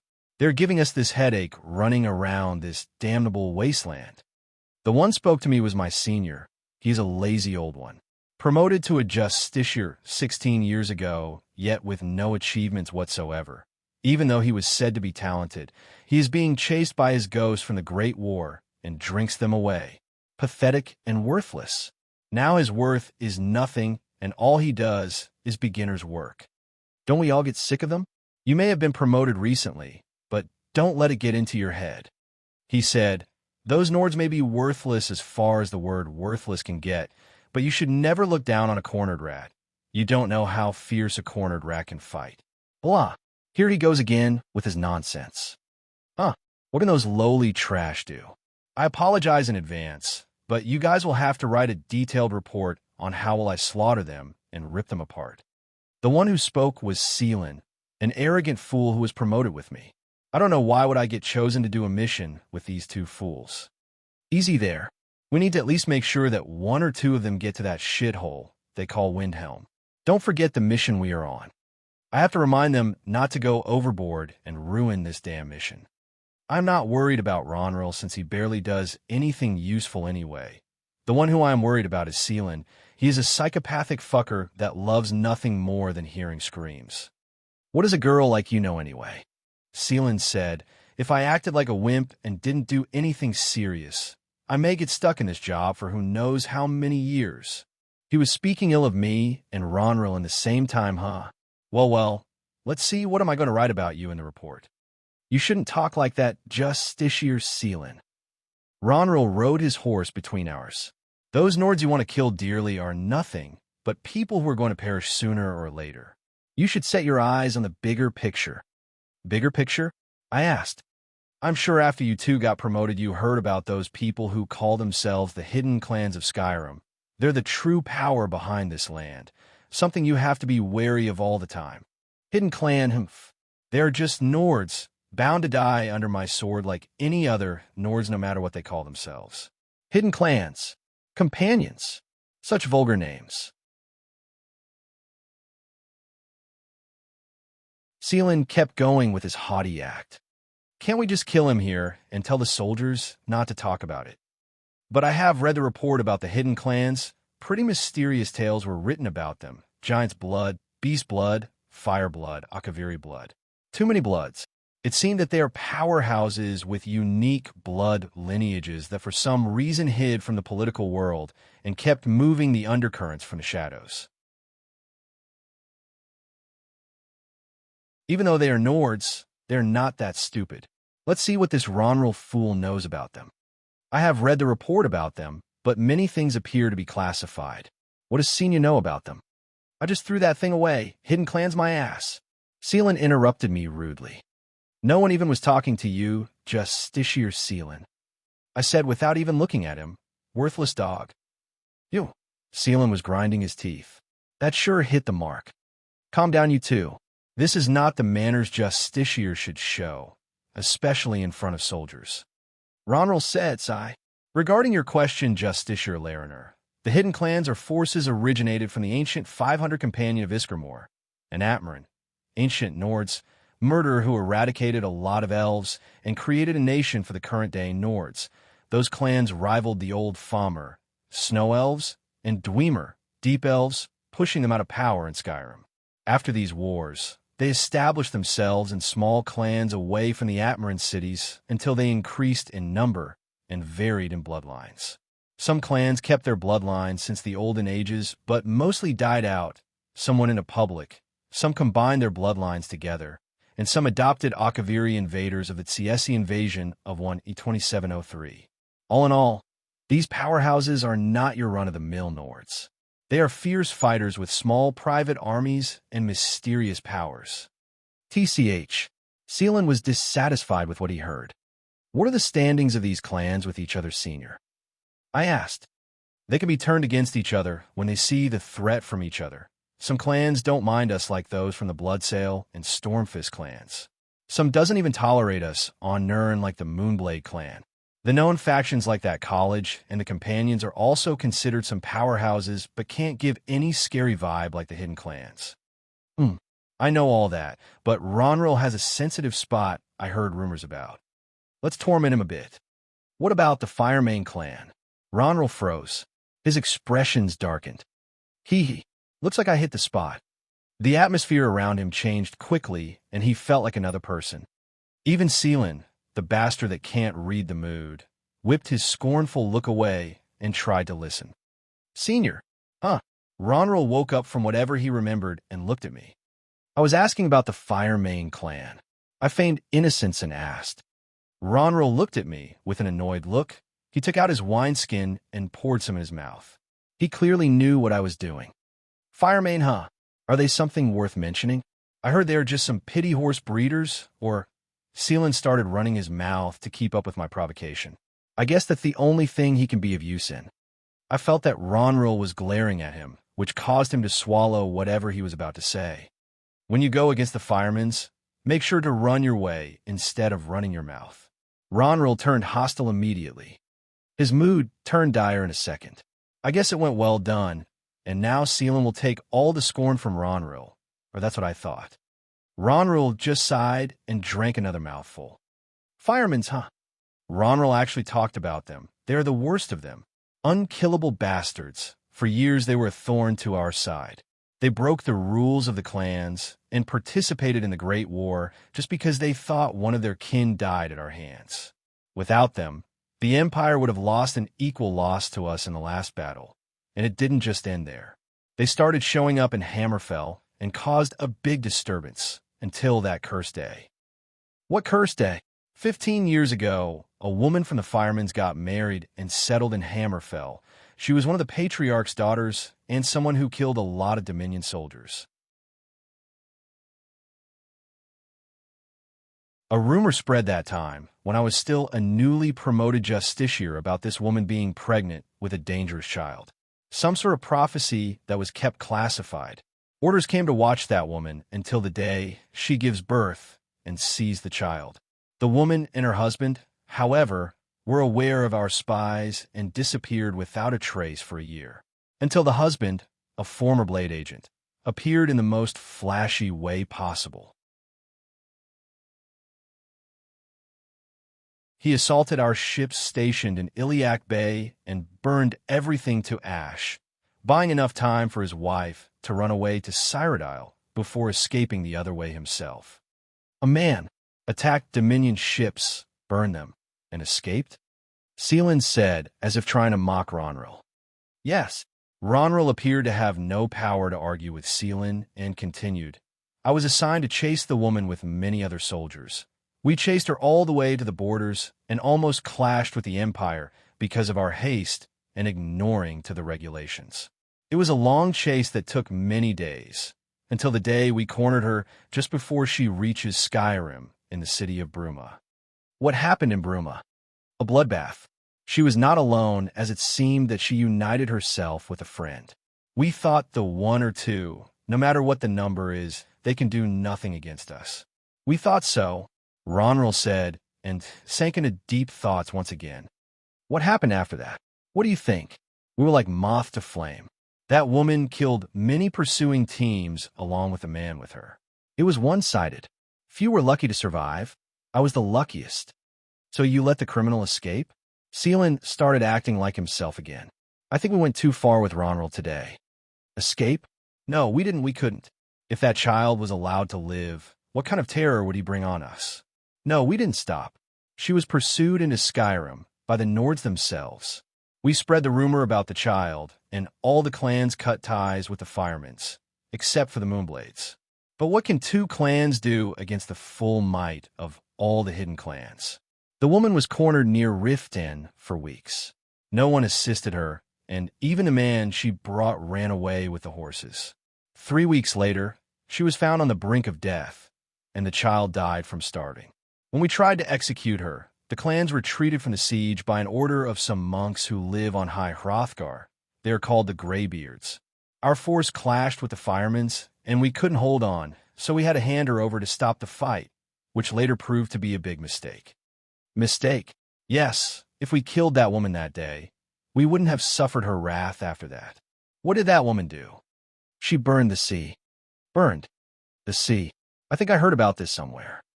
Are you talking about the Bloody Hilda? Ronril nodded and didn't say anything. The Bloody Hilda. The pirate who clashed with the Bloodsails clan and the Dominion ships for years in the northern waters. It was almost 14 years ago when she appeared. She killed and burned a lot of ships. The Empire itself had to interfere to stop her. This was a big accident, and many losses were recorded. It was said that rare treasures fell into her hands. It was also said that she burned the ships she looted and never spared anyone. So the Bloody Hilda was our doing. The official reports said nothing about that. Indeed, letting such a woman live was a mistake. It seems that this clan is annoying beyond reason. I will admit that what Ronril said was right.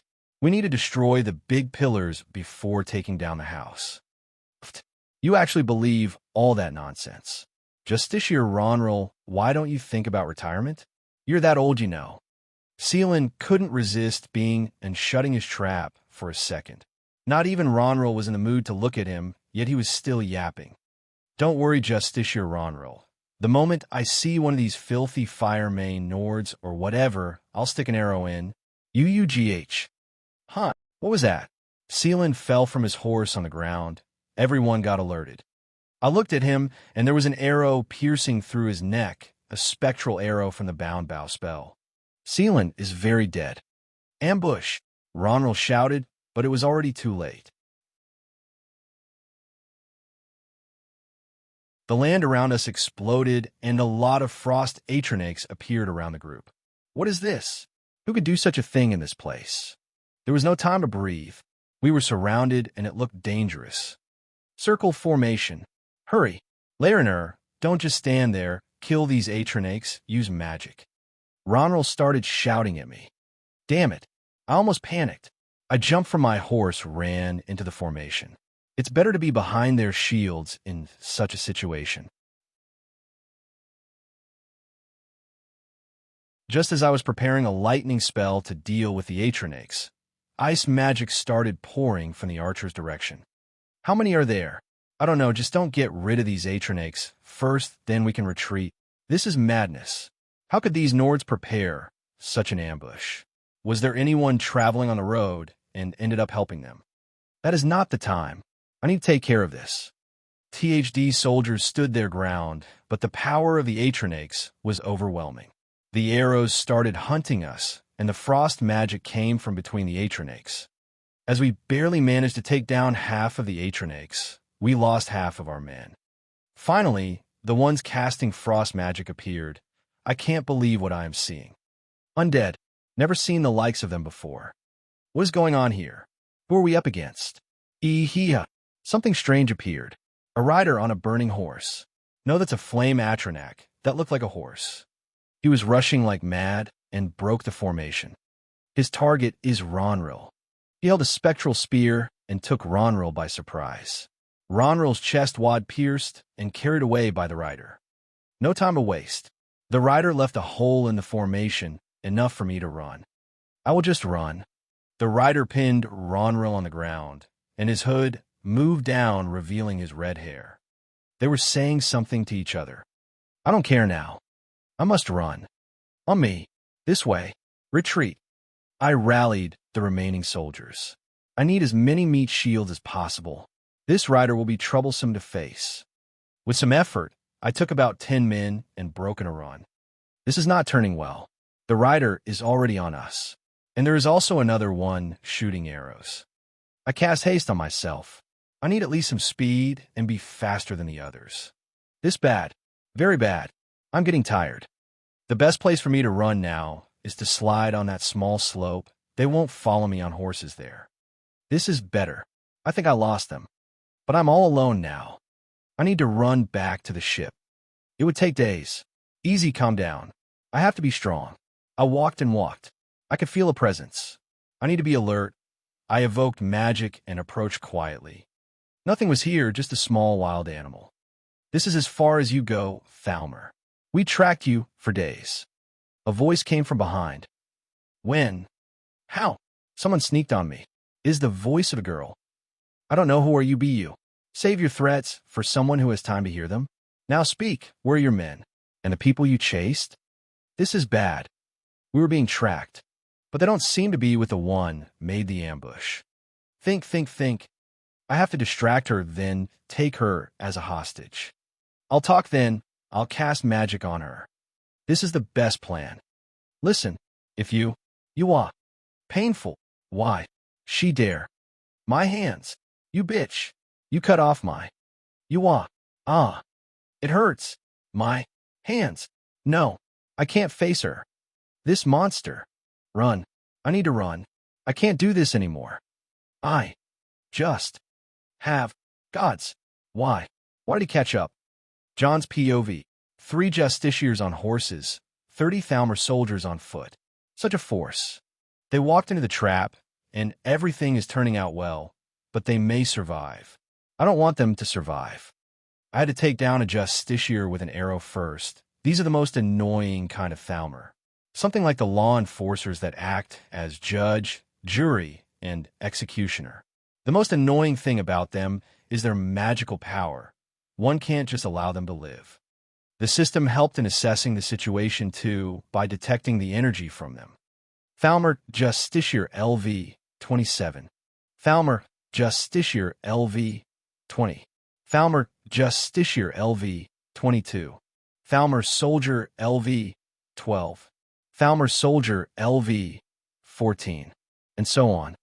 I managed to take down the LV 22, but Joel couldn't get a hit on any of the other 2, and they ended up taking down half of the Atronachs. Not good. I can't let this continue. Joel, cover me. I'll go wreak some havoc. She nodded, and I jumped on the fire horse and cast Bound Spear. Only one justiciar was nearly unguarded, and that was the LV 27-1. Let's take him down. Eehea. I made a charge. Feels like fun. Between this, behind that, coming through, excuse me, and one skewered Thalmer justiciar for you. Ho ho. Bastard is putting resistance. You just have to die, sir. I took the poor elf on my spear and pinned him on the ground. This time the spear must have gone through his heart. He was dying under the fire horse while taking the spear in his chest. Must have looked cinematic from a third-person view. Screenshot. Confirmed. Please choose. Generic name, damn it. The other saw the strongest one among them die in this state and broke into a run. Wait for me. Red. Hair. The justiciar I took down was still clinging to life and held my spear. Red. Hair. Blue. Eyes. Fire. Mane. Oh, why are those guys so famous? First the pirate, and now him? Anyway, nice to meet you. I mocked him, but his face looked grimmer. He was dying anyway. Can't let you live, he said while trying to evoke magic. Too bad.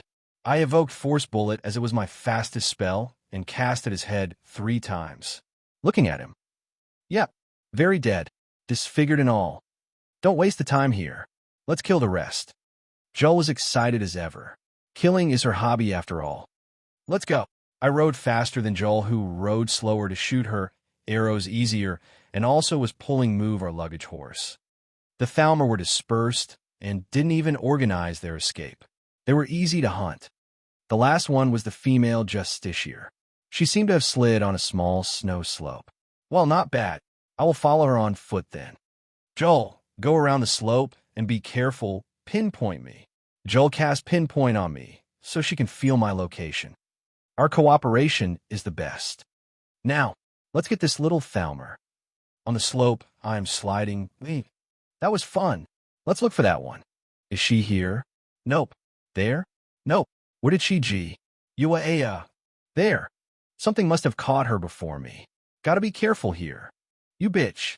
You cut off my. You ah. Wow. A girl did that. Scary. She has 2 swords. Curved swords. Now I can't let her see my face. Let's just put the face cover for now. I show myself up, but the Thalmor justiciar girl tried to run my way only to see me and fall on her knees. Too much for that elven superiority, isn't? I couldn't help but mock. The girl with swords looked at me, and she appeared to have put a white face veil too.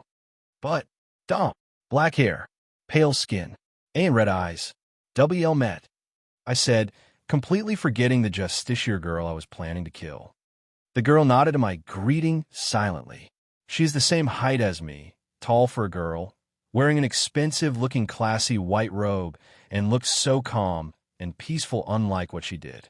Cutting someone's hands like this was brutal. I was chasing this Thalmor justiciar or whatever, really was going to kill her. Well, if you want to kill her, you can go ahead, or we can kill her together, or let me kill her. What do you think? I still need information about her team and the people they were chasing. The girl said in a very enchanting voice. I was not sure what kind of girl that is.